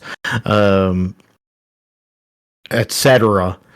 And now that he's walking out the door, after all these years and all he's built there over, what is it now, 11, 12 years. What will things be like? And also, I guess the other story then, we're talking about rides and who's going to be where. Who takes over?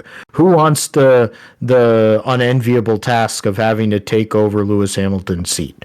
I mean, I don't remember at McLaren. I think it was Fred Alonso. I think it was either Fred or actually it was Kevin Magnussen.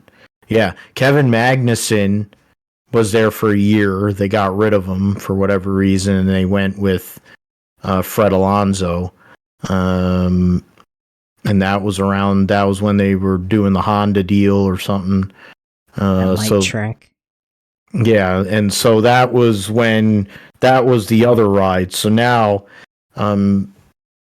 what are we thinking, Josh? I mean, do they have a chance to finally win again? Does Lewis have a chance to finally win again for the first time in over, three? Now it's been since November of 2021.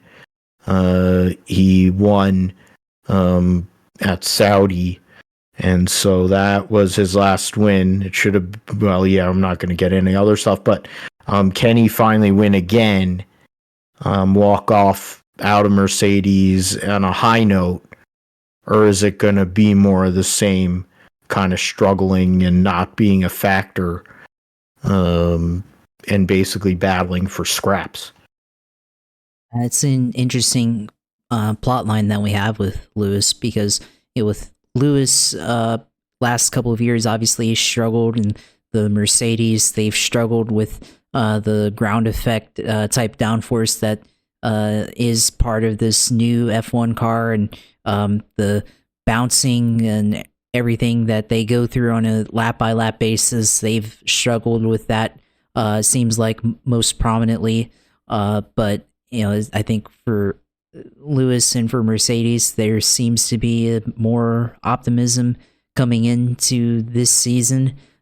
So it's definitely something to consider, and they seem maybe they found something here, and certainly I think they want to send off Lewis with a good send off. So if they can find to get a win somewhere, it's going to be up to them to be able to execute that. They're going up against Red Bull, who by all means in Bahrain testing seems like they're right off to already being in mid-season form and being quicker than everyone. So there still seems like there could be still a lot of work to do, but certainly I think there's as good of an opportunity as ever for them to kind of figure things out and give them a good opportunity here to get a win. So yeah, that's going to be an interesting storyline for Mercedes this year, if they can figure out the handling and get Lewis that win. But otherwise, if he ends up kind of having more of the same, which it's certainly possible, could happen. So there's that possibility. But if he ends up leaving, regardless if he gets a win, I'm almost leaning that this ends up just being a ride swap between Lewis and Carlos Sainz at Ferrari. So Carlos, I mean, he's a good driver too. So and has definitely had a good amount of he's won in Ferrari, and definitely could be a good teammate to George Russell there at Mercedes if that happens. But who am I to say? It could be somebody else, but obviously I think it's a pretty clear choice that he's probably going to be one of the top free agents, I guess, here in Formula One, and certainly with the 40 or the car that is the 44 car currently, I think that's certainly the top ride available going into next season. And now with the rumors that have come out with Audi possibly having issues and may not go through with the power unit and buying the team and all this other stuff, which has come out here over the last week or so, the initial thought or a long term thought that I've had, or a lot of people have had too, that Carlos Sainz was going to go there. If that's not there anymore, then he's readily available to go to Mercedes, and he's driven for multiple teams on the grid. He drove for Toro Rosso, of course, to start his career, and went to Renault, went to McLaren. Now he's Ferrari, so why not go to Mercedes? If the whatever Antonelli isn't ready for next year, just as a 1 year, as a 1 year deal, but does he really want to sign a 1 year deal after he's won multiple Grand Prix? Would they want to bring somebody in who has more success, who's been more successful than George Russell? That's something also you have to look at. I'm gonna go and combine the couple of these teams. We'll just do two at a time right now. So Ferrari, mentioned them. Carlos Sainz gonna be leaving for Lewis Hamilton. Leclerc signed long term.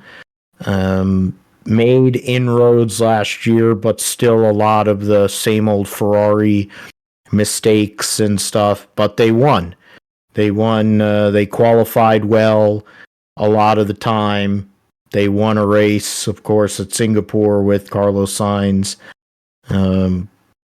They've probably been the closest of all of these teams to Red Bull in terms of having a chance, but because of the way they run and all the other things that come with Ferrari, it's not worked out on the regular basis. Of course, Charles Leclerc also, his habit of crashing in big spots also doesn't help.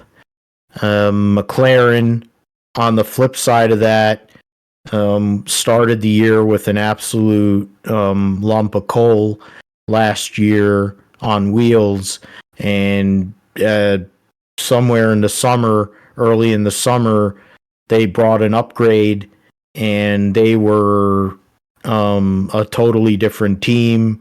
Basically became at times the second best team on the grid. Lando Norris and his teammate Oscar Piastri. Oscar Piastri won a sprint race last year. Lando Norris, who went with a lot of consistency.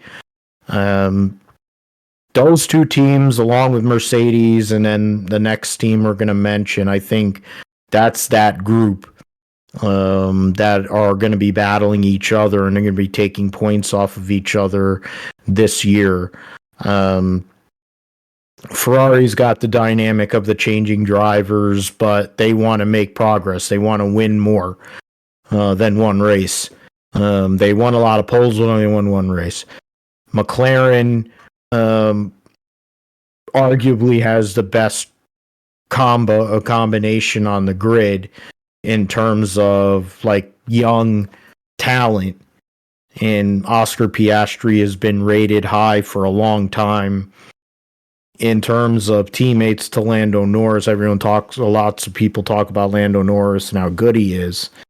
But even with Carlos Sainz at McLaren, I don't think anyone has ever pushed Lando Norris as hard as Oscar Piastri has, and they're gonna be teammates for a long time. So how does that work? Those two guys having to push each other, will it move them forward, or will we have, similar to some of the crazy, famous battles of yesteryear at McLaren in terms of teammates there? What are you looking at for those two teams, Josh? Can you repeat that again? Sorry. I was just asking, in terms of Ferrari, it's the dynamic of the changing drivers for next year, but then they're trying to win more, get through some of the issues that plagued them over the recent years. With Charles Leclerc also making a lot of mistakes. And then in McLaren's case, how is the dynamic between those two drivers, as good as they both are, how will that manifest in the season? Will it be a plus?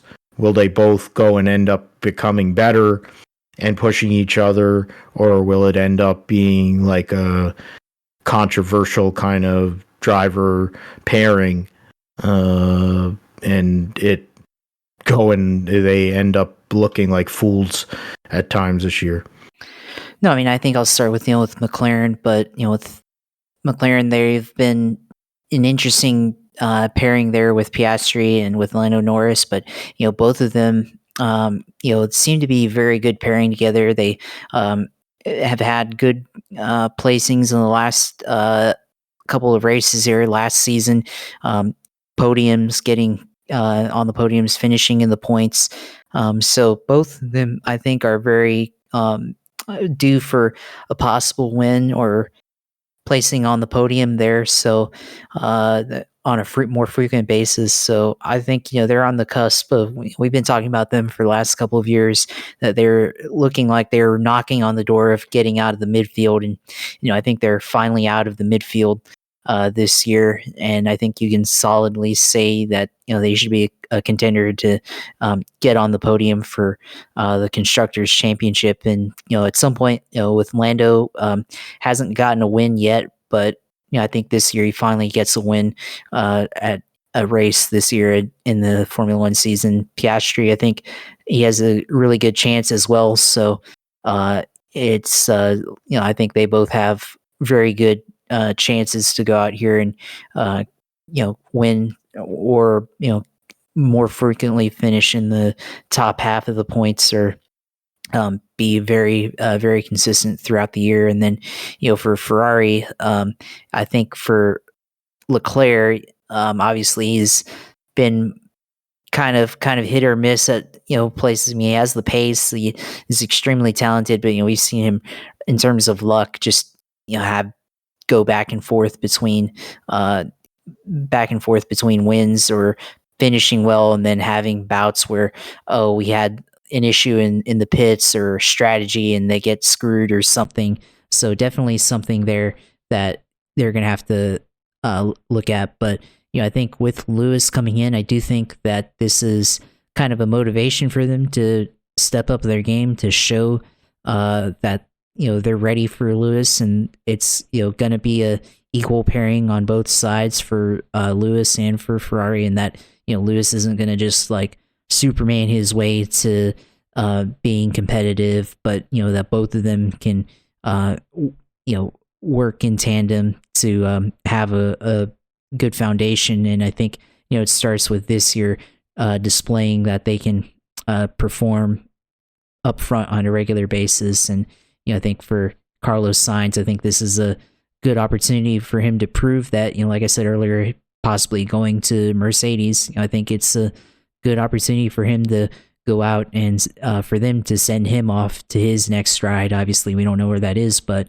good for him to send off to possibly Mercedes or otherwise to have a good year. So we'll see how the year ends up turning out, but I think both of them have a good chance. You'll see if Ferrari can pull it out with their strategy. It seems like Leclerc is really good on pace at Monaco, but they just haven't closed the deal yet due to luck or due to things happening before the race even started. So, I think for Leclerc, I think it's, very important that they go out and possibly go out and, win. They could win Monaco or not. I mean, it would be very big for him, obviously, since he's from that nationality. So, that's going to be something to look at. But, I think throughout the season, I think you're going to see them be on second pace to Red Bull, or possibly on equal terms with them. So we'll see how it goes. But, I definitely think that, they have a lot that they have to prove, considering who's going to be coming there in 2025. Yeah, that's I mean, something to look at also. I mean, you bring in those two teams, but then you got Aston Martin, Alpine. Right now, things are not looking great for Alpine. There's a lot of thoughts they may have the worst car. In terms of how it looks, it's definitely the worst car, or one of. The French connection pairing, will the power unit finally be good enough? They've been down on power for years. Will they get reliability at least? With Aston, are they going to make a continued step, or are they going to go fall back to where they were later in the year last year, where they basically fell off the map? Fred Alonso is not the most patient guy in the world, of course, and he's proven that with all the moves he's made. Will Lance Stroll actually take a step forward and actually look like a driver instead of being a rolling chicane and comedy routine? They basically lost out in the constructors because he didn't do anything. If he had done something, they would have probably finished fourth in constructors. I think the Alpine situation is going to be one to watch because, there's another year with this power unit. Are they willing to hold on and continue in Formula One when they know that they're not a factor? The Andretti deal that should have been approved but wasn't, was banking on having the Renault power units at least temporarily a couple of years. So that would make things a little bit more sketchy too if that were to ever come to pass. But yeah, I mean, Alonso, can he go out there and beat Father Time and continue to be a factor, or will he go back to what he was doing when he was at McLaren? On knowing that Honda, of course, will be the power unit for Aston Martin starting in 2026. I think the team to look out for, these next two teams are teams to look out for different reasons. For Williams, Alex Albon is being considered as somebody who could possibly go back to Red Bull. He's also somebody that people think might go to Mercedes. He's made a big step in his career and kind of rehabilitated himself after the nonsense that is Red Bull and One-Eyed Marco and trying to destroy him. He's well respected. James Vowles, the team principal at Williams, doesn't want to lose him because he's someone who has a potential talent. He speaks well. He presents very well. He's an interesting guy. Somebody they could build around. Is he an elite talent? No. Is he the next level? Yeah, probably. And then Logan Sargent, after what was a baptism by fire last year, can he make improvements? Can he go and step up, score more points to maintain his ride? We don't have a legitimate American team. We do have one American driver, and there are other American drivers in F2 and F3, but Logan right now is there. Can he maintain his ride? There was plenty of talk that he was not going to keep his ride, but really, who the hell were they going to hire? Waiting as long as they did. He's getting a second year. Can he make those improvements? A team that I think is going to make a huge improvement, and it's largely to do because of the obvious connection that there is now. They call it, I guess, V-Carb. I'll just call him Toro Rosso. that team with Daniel Ricciardo and Yuki Tsunoda, they're basically running the RB19. They have a lot more closeness with the main team now compared to ever before. And they were owned, of course, they're still owned. It's the same thing with the ownership, but if they have that car and you have those two guys who are talented drivers, you would have to assume they're going to make a step forward and possibly jump over Alpine, jump over Williams, and maybe get into that mix with Aston Martin, McLaren, Ferrari, Mercedes. I think that's where we're going to find out a lot about them here over these first 2 weeks of the season. What does VCARB, Toro Rosso, AlphaTauri, Minardi, blah, blah, blah, blah, blah, do here?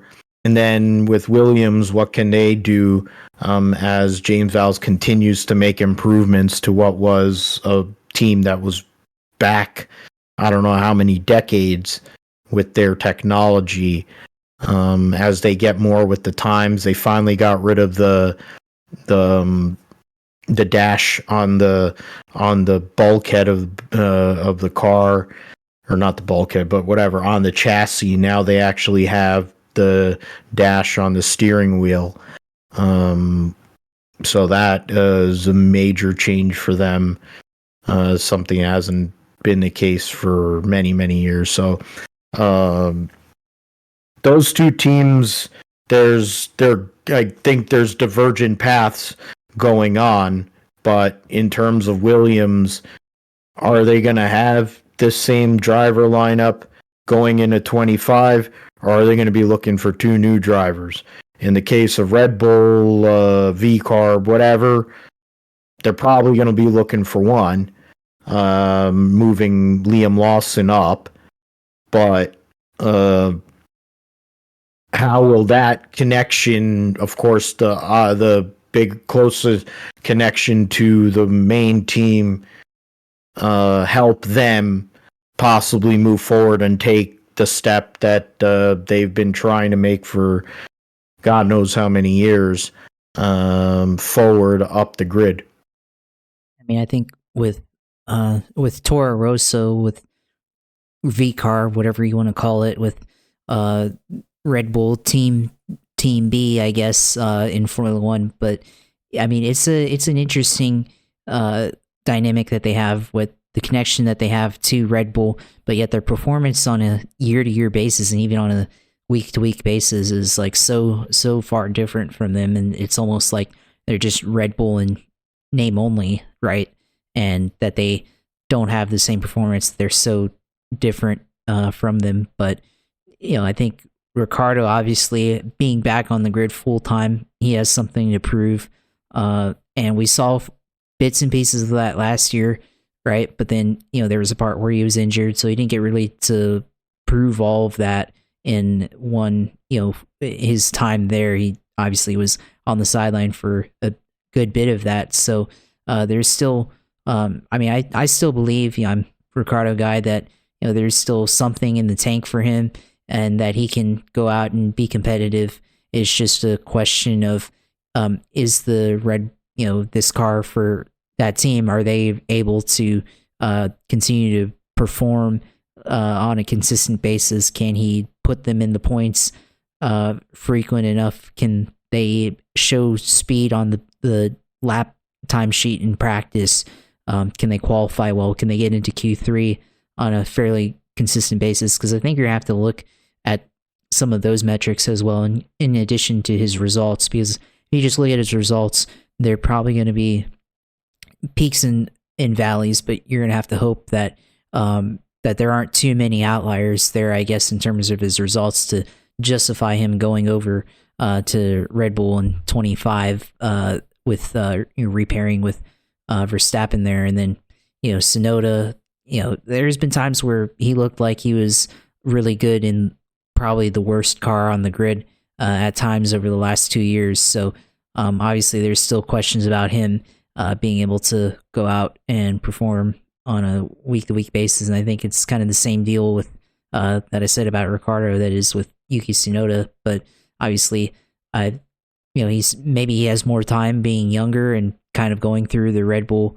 junior program, and having won in what is now F2 over there, so maybe he has a little bit more leverage in terms of that. But you mentioned Liam Lawson possibly taking over one of those seats, and there's if they decide to move on from Tsunoda after this year, I mean, there's a possibility that both of those seats could be open. But I think both of them being open is probably too much, and it's probably just gonna be one. So, but it's always I try to think of the different permutations, I guess, of who could be in Formula One. But certainly there with Tsunoda, and then with Williams, I think with that team, obviously we've seen them be able to do commit to certain strategies to try to get one of their cars into the points, and we've seen Alex Albon at Melbourne in Australia go out and take a point there using strategy by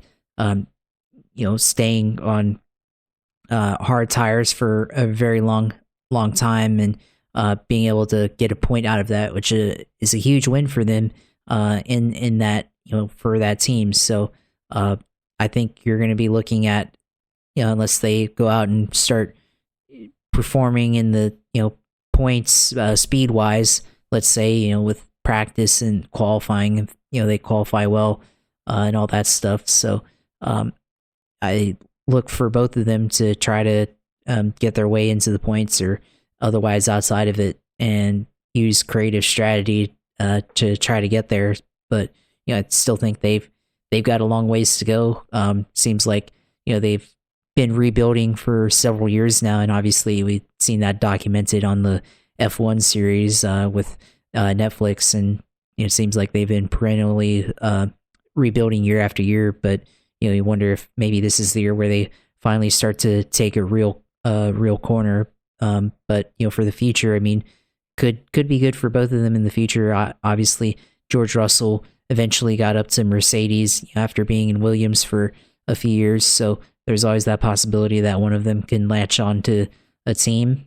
Possibly could be Mercedes or something, possibly. So, if things work out. But Albon obviously has been through it over the years, but could work out for him to move on to another team if he puts together a good season. And then I think there's a lot of interest in Logan Sargent, obviously the only American on the grid, like you said, and obviously I think there should be more interest in him given the fact that he's we've talked about the American involvement in F1.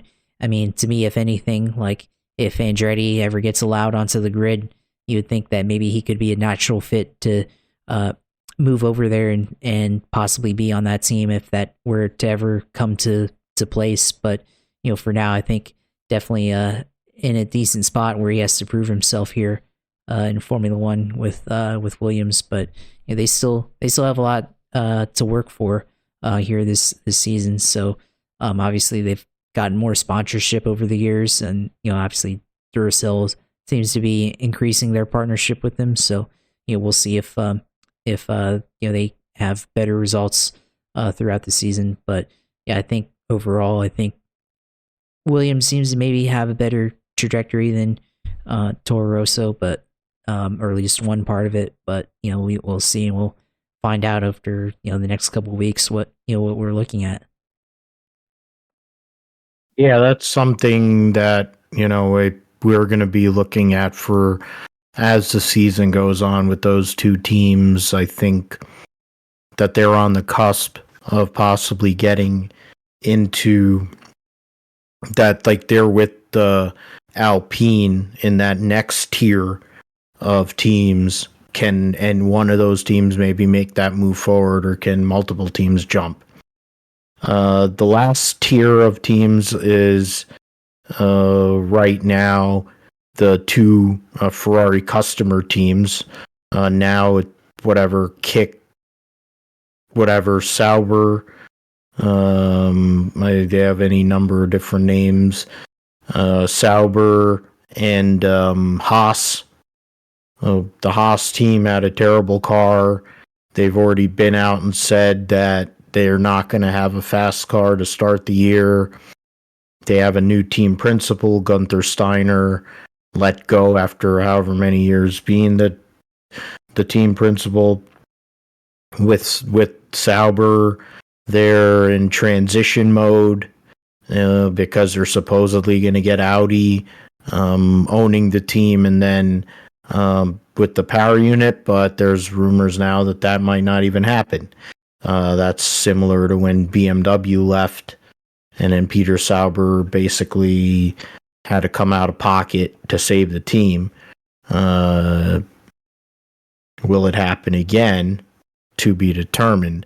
But in terms of those two teams, I mean, you have Valtteri Bottas at Sauber. He's a proven F1 winner.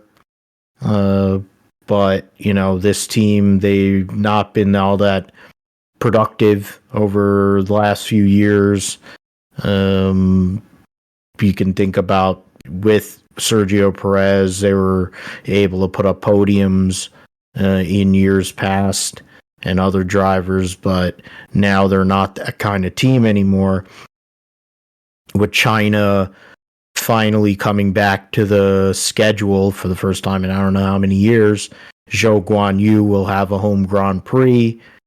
What will that be like? How will that go over? And then in the Haas side, they have a veteran driver lineup in Magnussen and Kevin Magnussen, Nico Hulkenberg. But are they going to have the same issues as last year where they are fast theoretically for one lap, but then they stink in the race and they're slow as hell, and then they have problems, which seem to be a thing the whole year. Should we have any hopes for either of those teams this year? Or are they just going to make up the numbers, so to speak, in 2024, Josh? I think they're going to make up the numbers for both of those teams. Really, I mean, the Kick Sauber team, I mean, they're making it up as we go right now. I mean, we have no idea what Kick is. It seems like there's already some issues with their viability as a sponsor or whatever. So a team sponsor, whatever. So, yeah, that's an interesting situation there. In paint scheme, I don't even know what that is, but or livery, like I don't even know what that is. But I mean, it's interesting for both Zhou Guanyu and Valtteri Bottas. They're you know, they have an opportunity there, but to possibly get a point here or there, but they're just not really fast. I don't know, to really see the opportunity to get in the points or have a good qualifying day, maybe. But yeah, I don't really see too much for them. And then, you know, with Haas, they always show flashes. I feel like, you know, they'll have one race a year where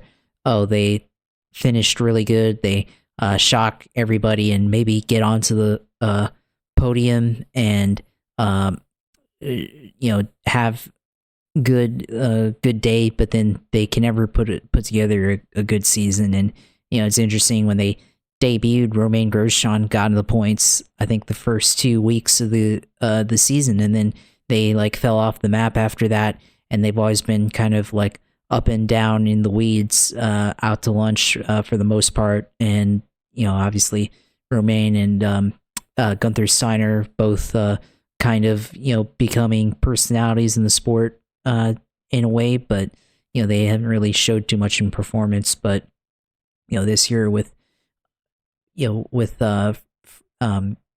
Gunther leaving, I mean, I think Gunther, I mean, he's been a significant guy, but obviously he's been shown the door here, so not going to be team principal. So could there, you know, change of scenery here for both the sides? Could it, you know, mean something here and they possibly see a bit of an improvement? So I don't know. I mean, it's interesting to see, but you know, there's just nothing that they've shown really. I mean, I hate to be negative here, but there just hasn't been a whole lot that I've seen, from testing or otherwise, or the past couple of years with this new rules, regulations that gives me hope that they could be a more consistent team here in F1. Yeah, I agree. There's really nothing. There's nothing either of these teams are doing that makes me think that they're going to be of value, unless it rains or some other weird stuff happens. Like, that's really the only place where I think something could happen. I mean, Hulkenberg has gone the longest of anybody without getting a podium, and I think that'll continue without apocalyptic weather conditions happening.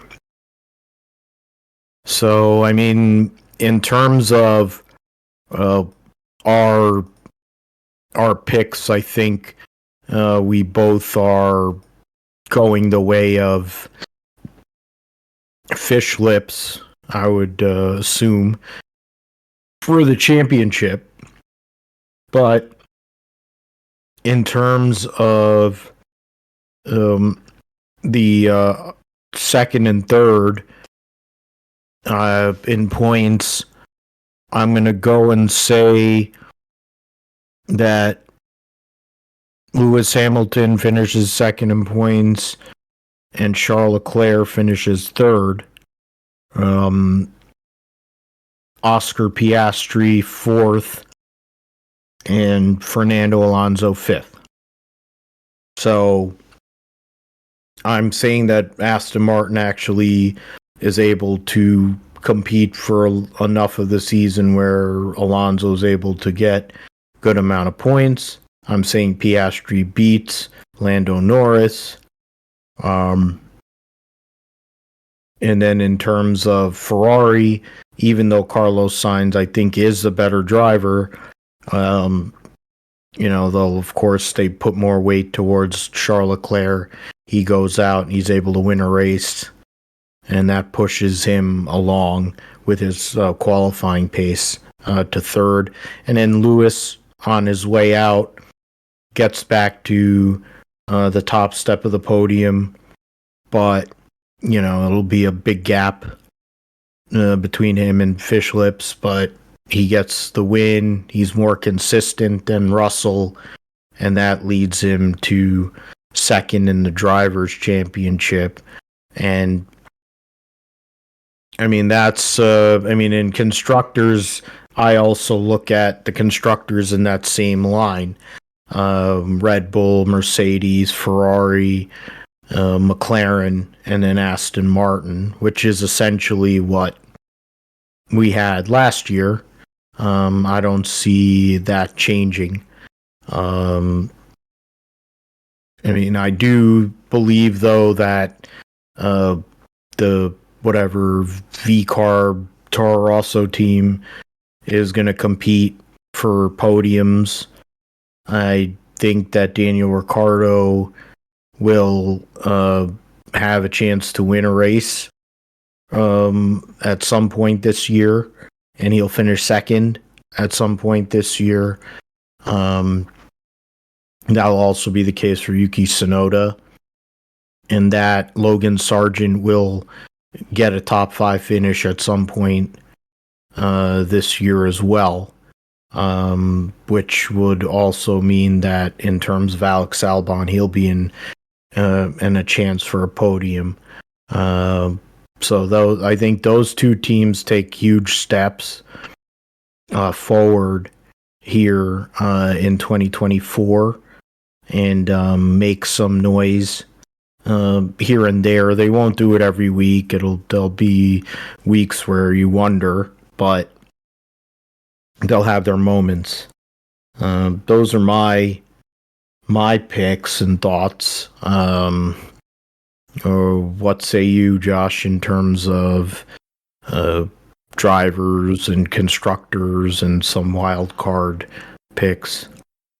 Obviously, start out with Max Verstappen. Obviously, I think we both believe he's going to win the F1 title once again. It's not really a question, just a matter of how long is it before he's mathematically clinched the title. So hopefully it's not before the Japanese Grand Prix, maybe a few races later, just to make it a little bit more interesting. So we'll see how that goes. But I think he still ends up winning the title. But I'll swap Charles Leclerc and Lewis on my end. I think Charles Leclerc, I think he can get second in the points this year. I think he's shown enough where he can maybe get a win or two and be more consistent, finish on the podium more often. So I think he'll get second. I think Lewis, I think he'll get third. I mean, I think they can improve enough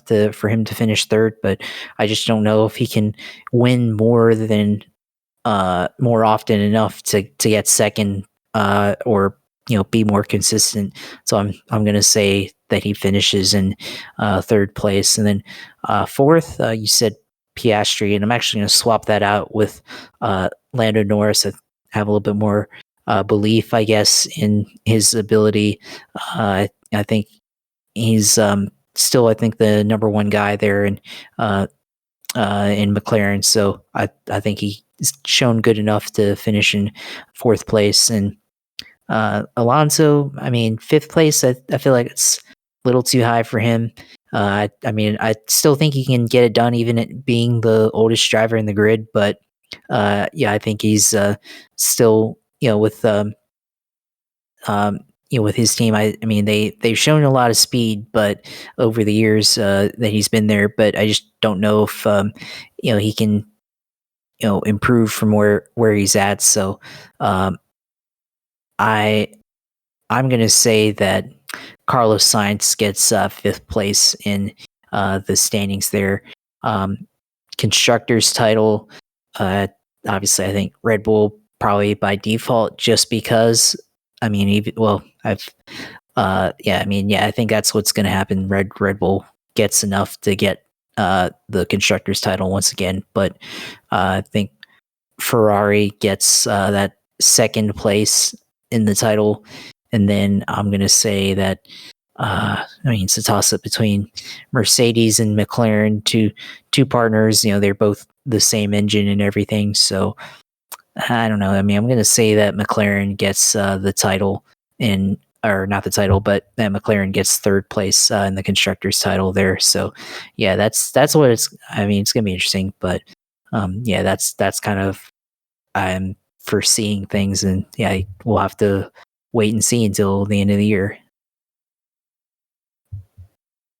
Yeah, and we can go back to this show. Of course, we talked about it earlier, and see if our predictions were correct or were well off.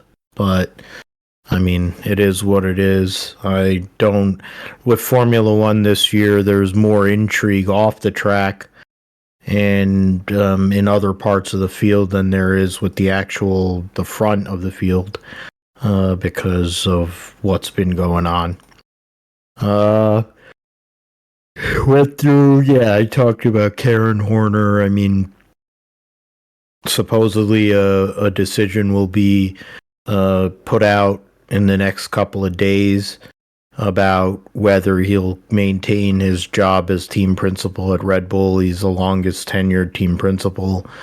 Has a sexual harassment and claim against him.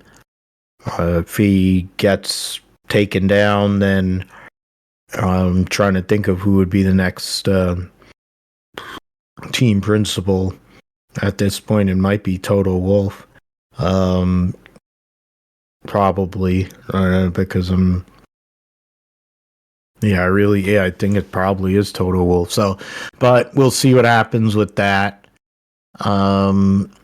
In terms of for Bahrain, I'm going to pick Fish Lips, of course, to win. I say Charles Leclerc finishes second after starting on pole. And then third place will be Lewis Hamilton to start the 2024 season. How about you, Josh, for Bahrain to start 2024? Start off 2024. Fish slips, Max Verstappen, Snacks Verstappen, whatever you want to call him, first. But I think Charles Leclerc gets second there. And I think just to preview what the standings is going to look like throughout the year. So third, Lewis Hamilton here to start off the year. But hopefully I'm wrong. Well, we both end up picking the same podium there, so we'll see if that is the trend. And then, in terms of something that'll be a little bit off, I do think that Logan Sargent will score a point this weekend at Bahrain to start the year. Because he does have more experience now after a full year, belief in the team has in him. He was sitting there at, what was it, I think Qatar, puking in his helmet, wanted to keep going even though they knew that he was going to probably pass out and die. I think he got the end, something to prove. We'll see what he's able to do there, being the American representation in Formula One for now.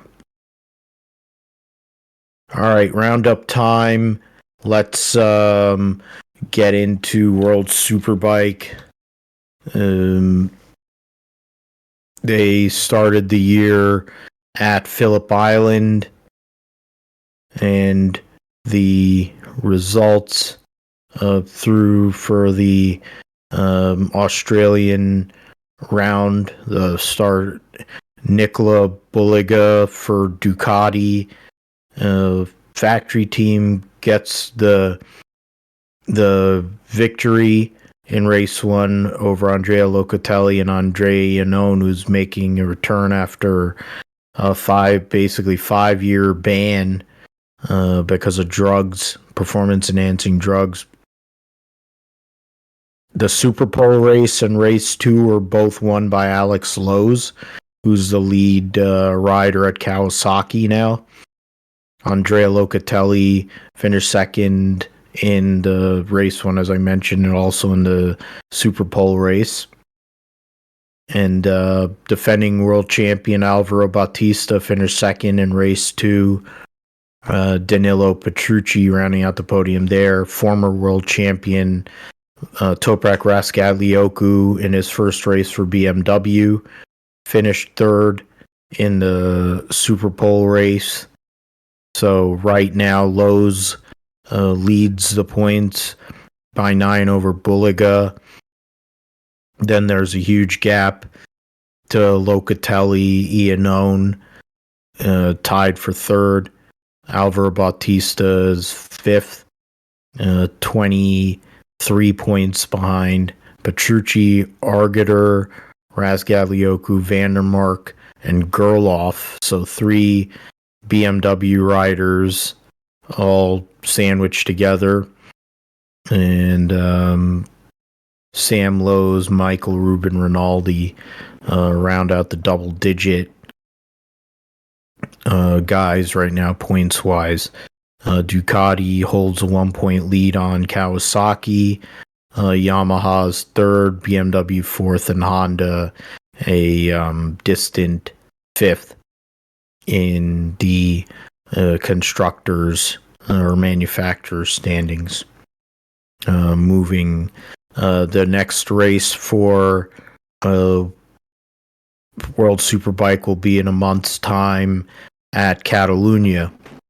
So they'll have plenty of time to go and build up and do some more testing and see where things are at prior to going to the Spanish GP or whatever you want to call it, Spanish. In the race, they call it whatever, the place and round. It's so weird. In terms of the supercars, they were at Bathurst this weekend, the Repco Supercars Championship for the first race. Thrifty Bathurst 500. Go over there. Track schedule. That's not what I want. Latest news.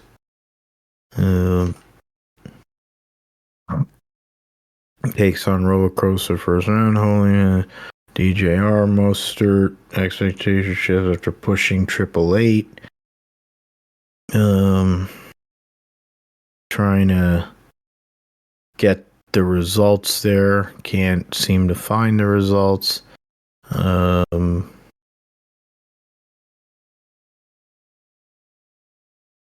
not showing them. Yeah, this is going to be nice to edit later. God dang it. Okay, there you go. All right, so race 1 for the supercars, it's a Red Bull Ampol 1-2. Brock Feeney started second, and he gets the win over Will Brown, who in his first race for Red Bull gets the pole. Chaz Mostert third. Richie Stanaway fourth. 2 of only 3 Fords in the top 10. The next, 5 cars behind Stanaway were all Camaros, Cameron Hill, Nick Percat, Bryce Fullwood, David Reynolds, Andre Heimgardner, and then Matthew Payne rounding out the top 10. The likes of Cam Waters issues, only runs. He ends up 5 laps down in 22nd. Anton De Pasquale finishes 21st, last car on the lead lap. His teammate Will Davison was 16th, so bad start to the year there. For those guys. Race 1, and then in race 2, Repco Supercars Championship, Will Brown gets the victory over Chaz Mostert and Brock Feeney. Brock Feeney started on pole, but then ended up falling back to third. Will Brown third to first. Thomas Randall fourth. James Golding fifth. David Reynolds sixth.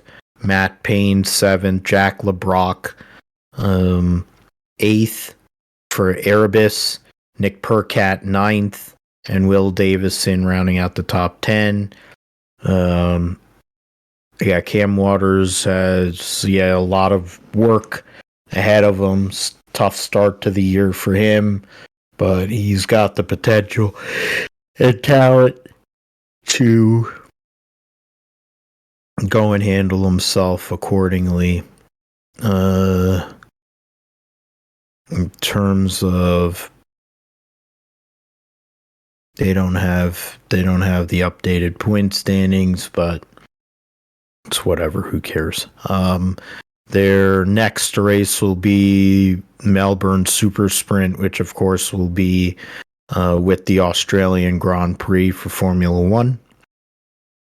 And then they have one race a month, essentially every month, coming up. So they'll have Taupo, New Zealand, Perth, and that New Zealand round will be in April. Perth will be in May, and then Darwin will be in June. So that'll be something to look at. 1st of July, Townsville, and then 2 weeks after that, Sydney Super Sprint. So that's all.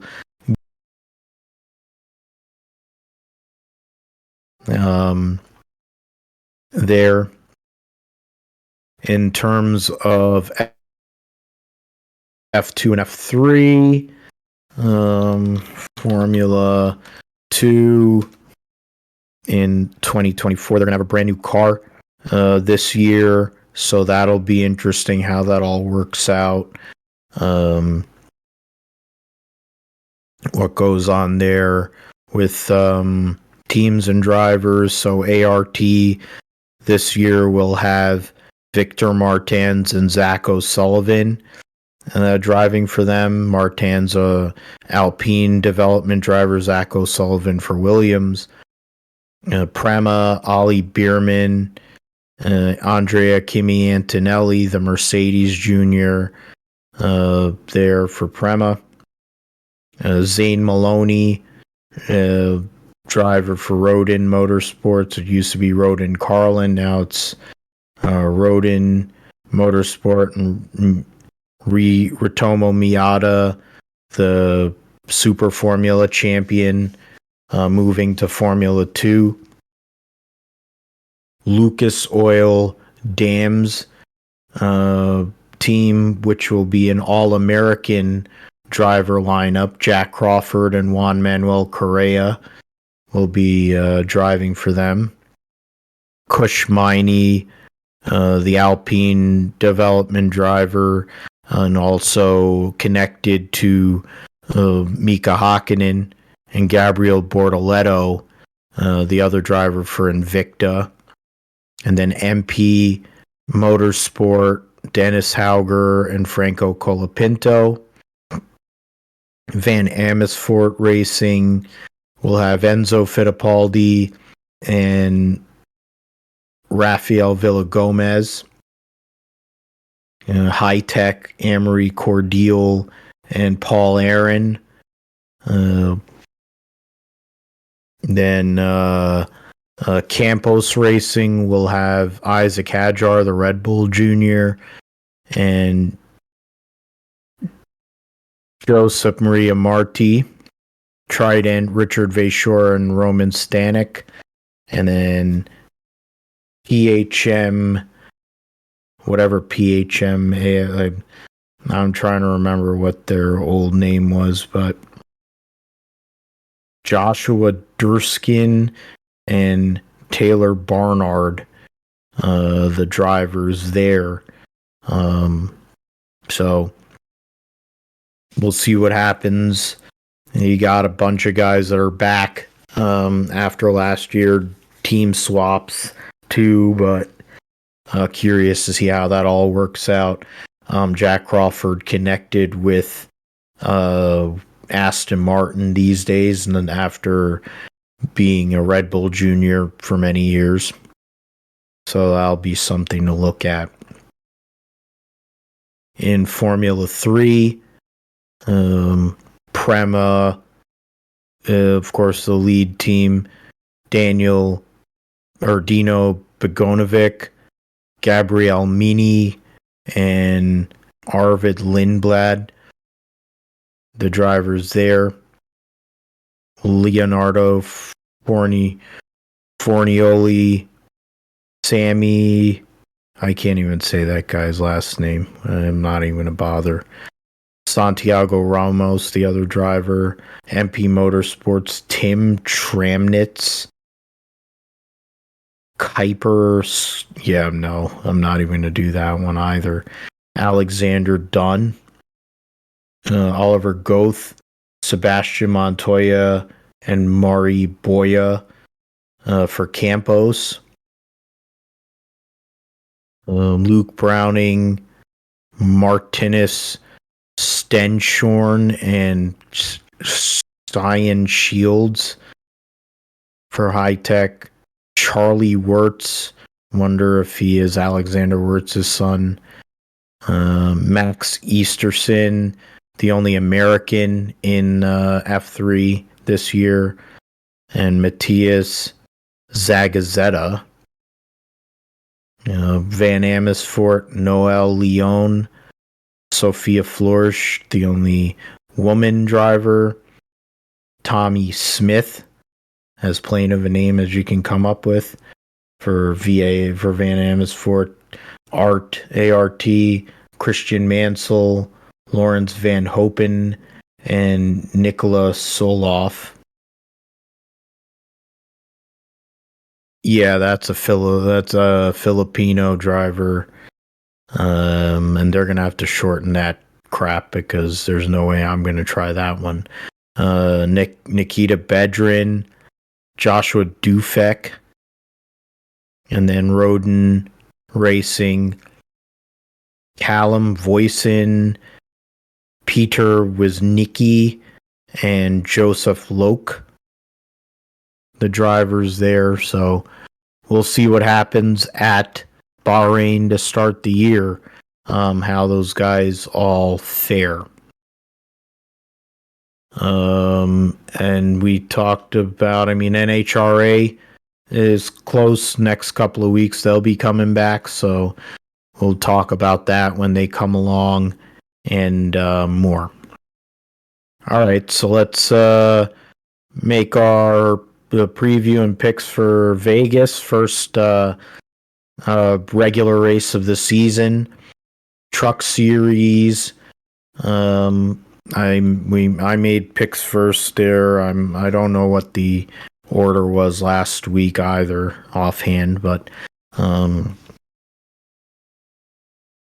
You went first last week. okay. So yeah, you'll go. It makes sense for you to go first. So Victoria's Voice 200, Truck Series 32 trucks in the field, so nobody will go home. Chris Bell will be in the one for Tricon. Kyle Busch will be back in the 7 for Spire. And trying to see if there's any. Connor Mozak will be in the 45 for Nice. Lawless. Oh yeah, he was already in that.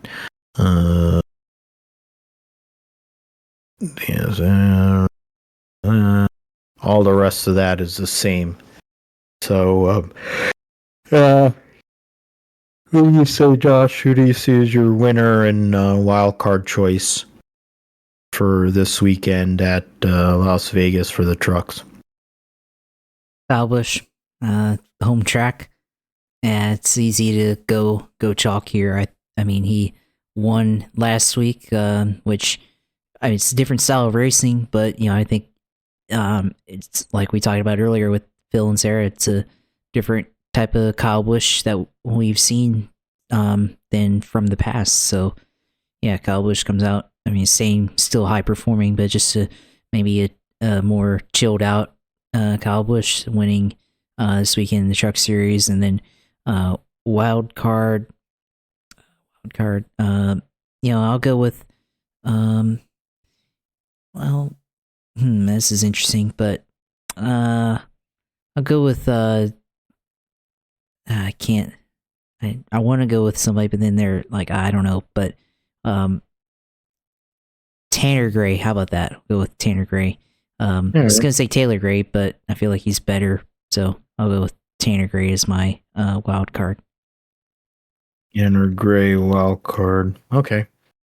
Yeah, Taylor is the more talented of the brothers, at least in a stock car. I would definitely take Tanner in a pro stock car because he is a former pro stock champion in NHRA. For me, you took Kyle Busch. I'm gonna go with Corey Heim. Why not? I'll pick him again this week. He was a regular season champion last year.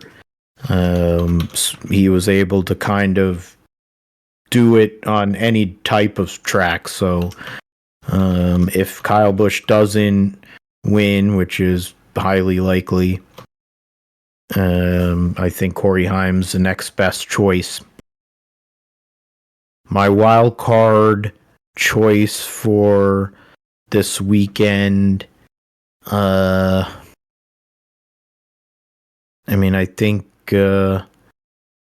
you can make a argument it isn't. You can, based on a couple of things, but I'm gonna go and say Ty Dillon, because they've not had a whole lot of luck to start the year. He hasn't really run up front for a while. Shane Wilson, someone who has a lot of experience. They finally figure it out.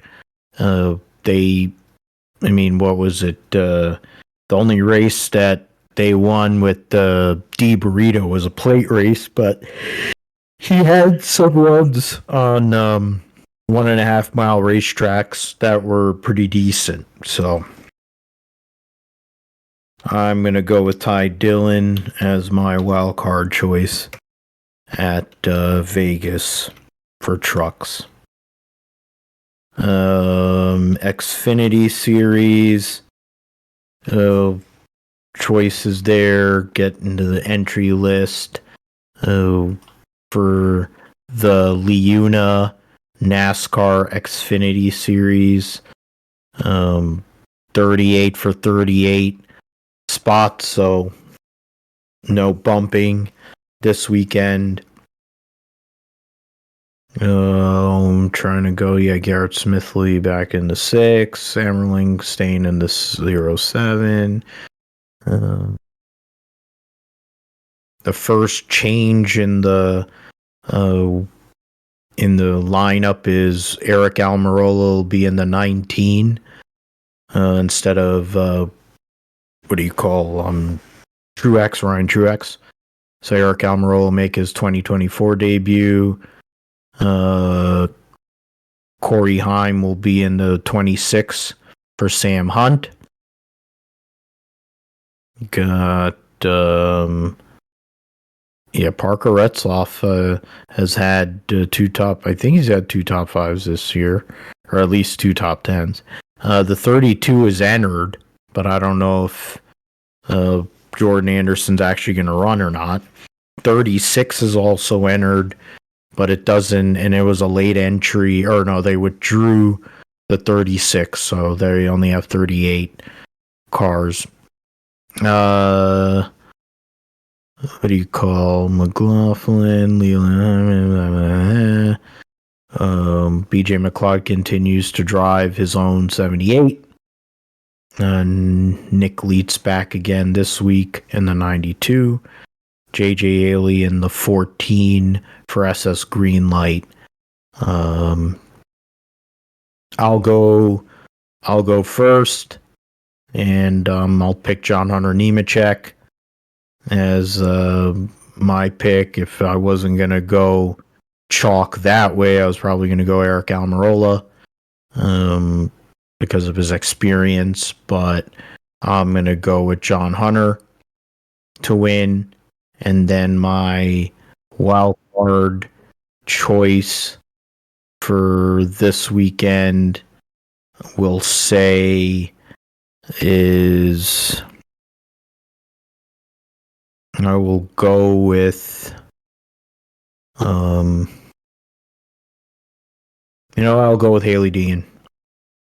It's going against my own better judgment, but the fact of the matter is she actually finished in the top 15 in an Xfinity race there a couple of years ago or whatever it was.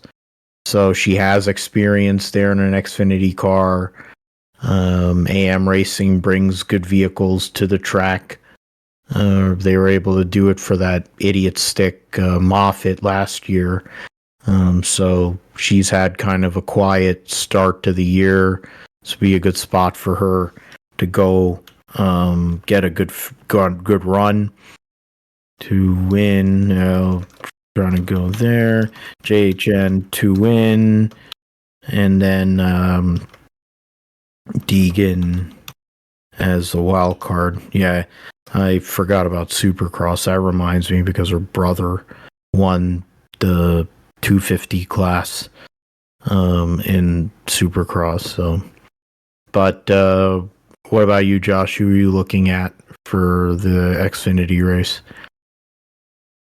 You're gonna go chalk there and pick a Cup guy to win. I'll also pick a Cup guy, but maybe a former Cup guy here in AJ Allmendinger to go out and win here at Las Vegas. They've shown they've historically had speed at these types of tracks, mile and a half tracks. This is definitely a AJ Allmendinger type of racetrack, so I will go with him as my main pick. And then wild card. The Xfinity Series is getting really competitive because it's getting harder to pick names that seem like a wild card. But I'll go with. I mean, is it wild card? Because Corey Haim's in this as a driver for Sam Hunt. So I mean, I feel like it does kind of count as a wild card because he's not a regular driver in this series. So making a appearance here in Xfinity, a solid team in Sam Hunt Racing. They're not lap leaders by any means, but they can at least be competitive and possibly challenge for top 15 or possible top 10. So we'll roll with them as a wild card. Yeah, that's a solid pick. I mean, it is. You're right. I mean, it's very hard to look at, to try to go and actually find wild card picks. But I mean, it depends. I think it also is track dependent too. So the Corey Haim pick, I think, is really solid.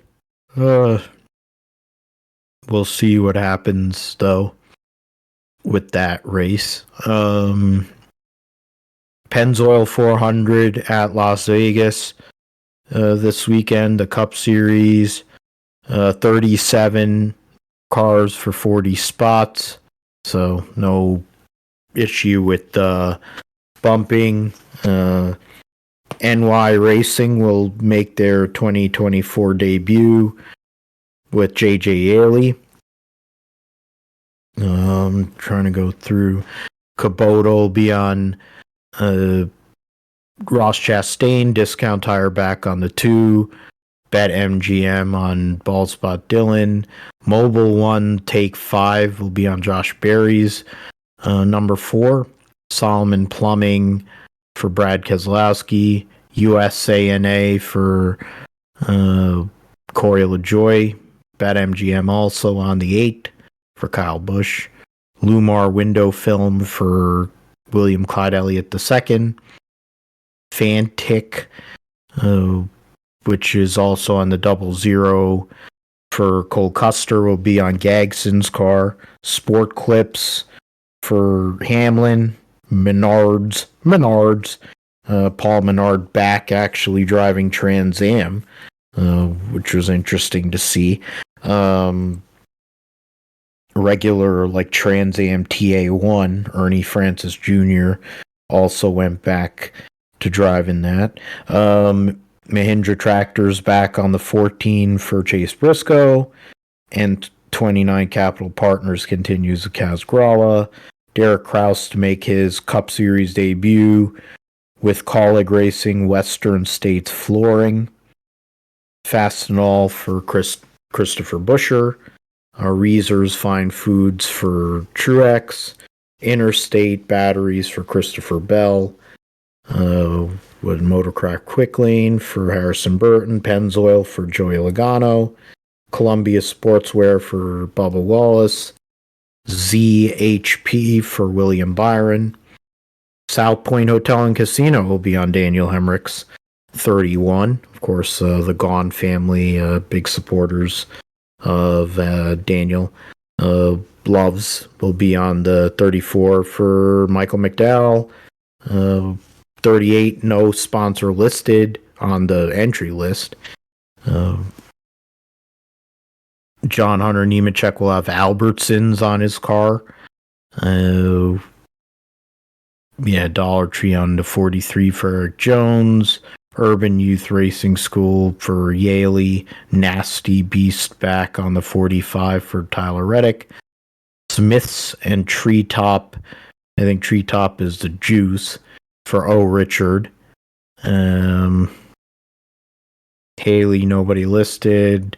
Keebler Gibbs, he gets us. Same as Alan Marola in the Xfinity.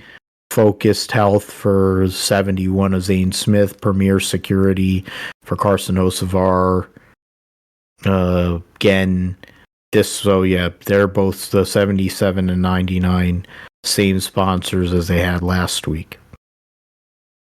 And I was wrong on the crew chief. It was Matt Swiderski for Daniel Suarez. I mixed up the crew chiefs there, so my mistake. I apologize. Trent Owens and Travis Mack. Matt Swiderski was the crew chief that moved over from Colleague to work with Daniel Suarez. Okay, so picks wise, and so Josh, you get first dibs on the Cup Series. Who do you look at as your winner and wild card for this Sunday? Yeah, I'm gonna go with the Trackhouse vibe here. I'm gonna go with Ross Chastain. They ran well mile and a halves. They won at Nashville last year, which kind of similar in a way. We're stretching it a little bit there, but he's had a good run at Las Vegas back in 2022. So I'm gonna go with Ross Chastain to open the season for the so-called normal part of the schedule here. So that's who I picked to win. Wild card. I'm gonna go with Carson Hocevar. I'm gonna go with him as my wild card. He's performed well so far in the 77, but I think he can put in a respectable performance as long as he stays out of trouble. Yeah, I mean, if he can keep it clean, he's probably capable of a top 20 finish. He did that last year when he was driving in limited races. So, of course, being a rookie this year, different dynamic. But for me, I'm gonna pick Chris Bell as my winner for Vegas. Toyota coming out with a good result here on the 1.5 mile racetrack. And then my wild card pick for this weekend will be I'll go with it. I'll go with Harrison Burton. Why not? Harrison Burton has done well at Vegas in the past. Of course, in Xfinity, he's been good in the 1.5 mile racetracks. He's in his third year in the Cup Series or whatever. So, I mean, at some point you have to make that step. So we'll say he does that at Vegas. So those are the picks. I picked Chris Bell, Burton,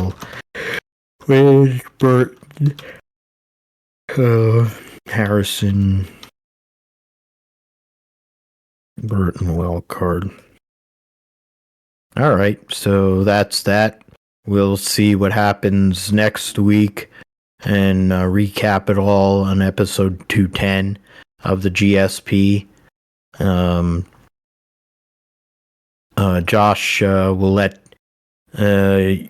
give you your time to shine in terms of the sim segment. Let us know what's going on in the world of iRacing. Yeah, I mean, of course, in iRacing, I mean, obviously, I think the biggest thing we're all kind of waiting on is the Season 2 update to drop, and the biggest thing, obviously, in there is the rain update. iRacing finally getting rain as part of the game here, and it's going to be interesting to see how that gets rolled out. Their engine is very interesting, what they're using for the rain, and seems like they're going to use a very realistic weather pattern for the rain model, and looks like, based on the time of day that they have the iRacing game scheduled. So, for example, say iRacing schedules, we have the road course cars like GT3s at Daytona Road Course, say this weekend, February or March 1, 2024. Well, it's going to be as accurate as what it can to historical weather patterns and the actual real life weather pattern, I believe, for what we're going to see on the weather this weekend, and theoretically speaking, in Daytona. So it's going to be seems like in terms of that, it can be very realistic in terms of representing the weather patterns down to the time of day that they have it. So that's going to be very interesting to see how that gets rolled out. They are going to have the rain on only certain tracks, certain car classes. So right now, obviously, NASCAR is not in it, but hopefully later on they put NASCAR in the rain. I'm sure maybe, I don't know if it's going to be at least an official series. I think that's what they're aiming for, is with rain being available for certain classes and certain tracks. I think a lot of road racing tracks where you'd see rain, and car classes that you'd see normally race in the rain, including sports cars and all that. I don't know if open wheel is going to be included in this first rollout, but I think they're trying to make it so that it's friendly enough for everybody, so nobody gets screwed over, I guess, by it if they decide to try out. So it's obviously going to be rolled out kind of throughout the year. You'll probably see more updates come out for the rain updates, so that all classes get that ability to race in the rain, which is going to be interesting. Obviously, finding the dry line, finding the places on the track where there's not a ton of standing water, trying to navigate the course and get an advantage over the competitors, and trying to manage the handling of the car and the sim and all that. I think it's gonna be very interesting. Gonna have to kind of draw back on my little experience doing karting in the rain, or at least on a wet track last year, and that was a lot of experience. So I don't know how that's going to translate, but I'm sure the feeling of it, kind of understanding what to expect, could come into play. So we'll see how that goes. But definitely looking forward to this update. Definitely going to be getting on that when that comes out, and seeing how it plays out, and trying to get into some races there. Might have to do a little bit of practice just to get comfortable with it, but it's gonna be fun to see kind of the rain kind of play out, and hopefully it doesn't kill my graphics card or anything like that, because I've heard it could be graphically intensive there, but we'll see. And I think on the other big note, I guess, is the iRacing console NASCAR game that could be coming out, I think, later this year or next year. The engine, seems like there's been conflicting reports on the engine that they're going to use. The Unreal Engine, I think seems like they're leaning towards using that on the consoles, or not. Heard conflicting reports, but yeah, I mean, would be interesting if they went that route. That's a very open source game engine to use. Haven't really worked with it too much myself, my own side projects, but I've heard other people it's very, very easy to pick up and everything, but seems like there's been conflicting reports. I mean, I don't really know how much they're going to draw from the actual, I mean, it seems like you're going to draw a lot from actual iRacing, but I don't know if it's going to be as easy as just port over everything from iRacing PC code to, package it up for Xbox and PlayStation and all that.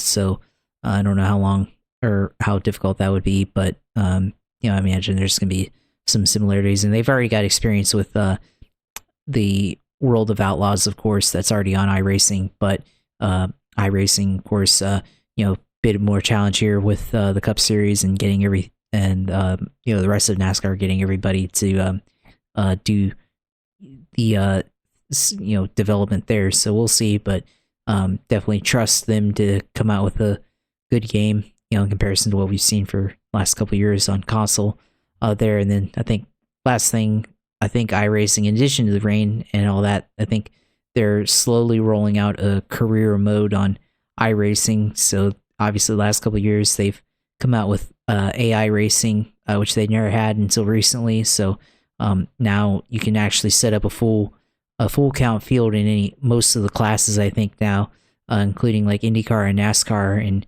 you can actually set it up to using the paint scheme software that's kind of freeware online, trading paints. Go on there and set up the field so it looks like the real life field that we see on a week-to-week basis and discuss here. So that's kind of interesting. And then incorporating a career mode, I think maybe that'll get expand their base beyond people who are serious sim racers, and kind of maybe get into the people who are maybe more interested in the career progression and arc, and try to get people to play that way, play offline and everything. So we'll see how that goes, but definitely looking forward to seeing that update come out and seeing how they manage that and grow the user base there with iRacing. But yeah, I mean, looking forward to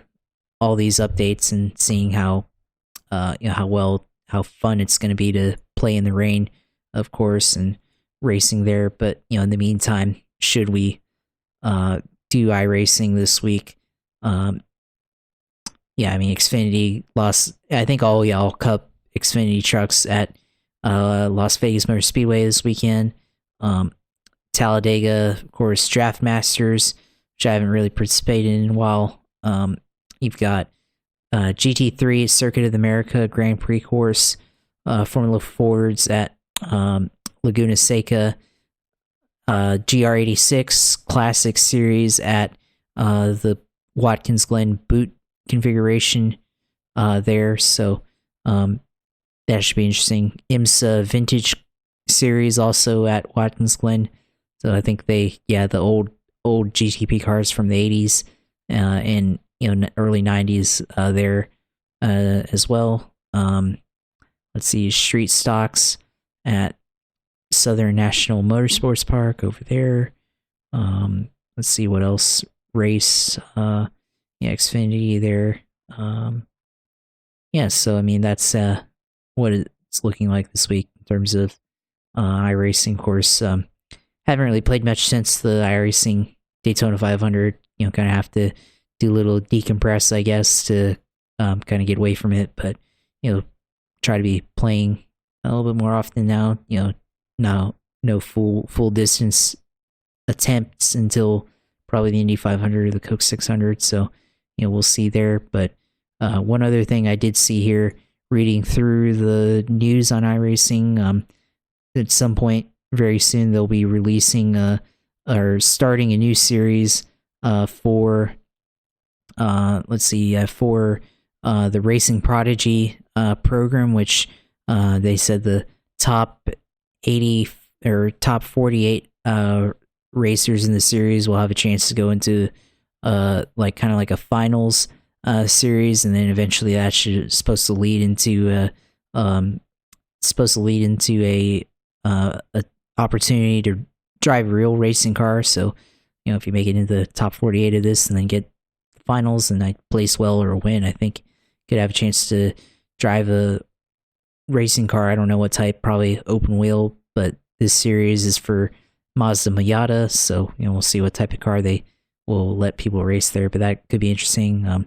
See if I have enough time to be able to try to drop into that. But I definitely would have to race fairly often in that one. So we'll see. But yeah, man, there's a lot going on in iRacing course. But looking forward to seeing all the new updates and seeing all that come out and being able to play and see kind of what's evolved from the old NASCAR 2003. Going around seeing all the modding that people had to do to get that game to be modernized and everything, and seeing how that evolved, and now seeing what the people that have owned the source code since then, how they've developed it and improved upon it and stuff. Now what it looks like here in 2024.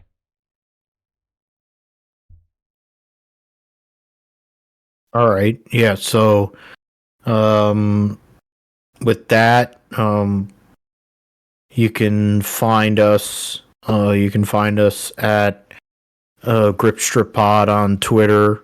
You can find me at PG Matthew 28 on Twitter. Find the Grip Strip Podcast anywhere you listen to podcasts. Been behind on uploading, but I'll have a couple of them episodes up.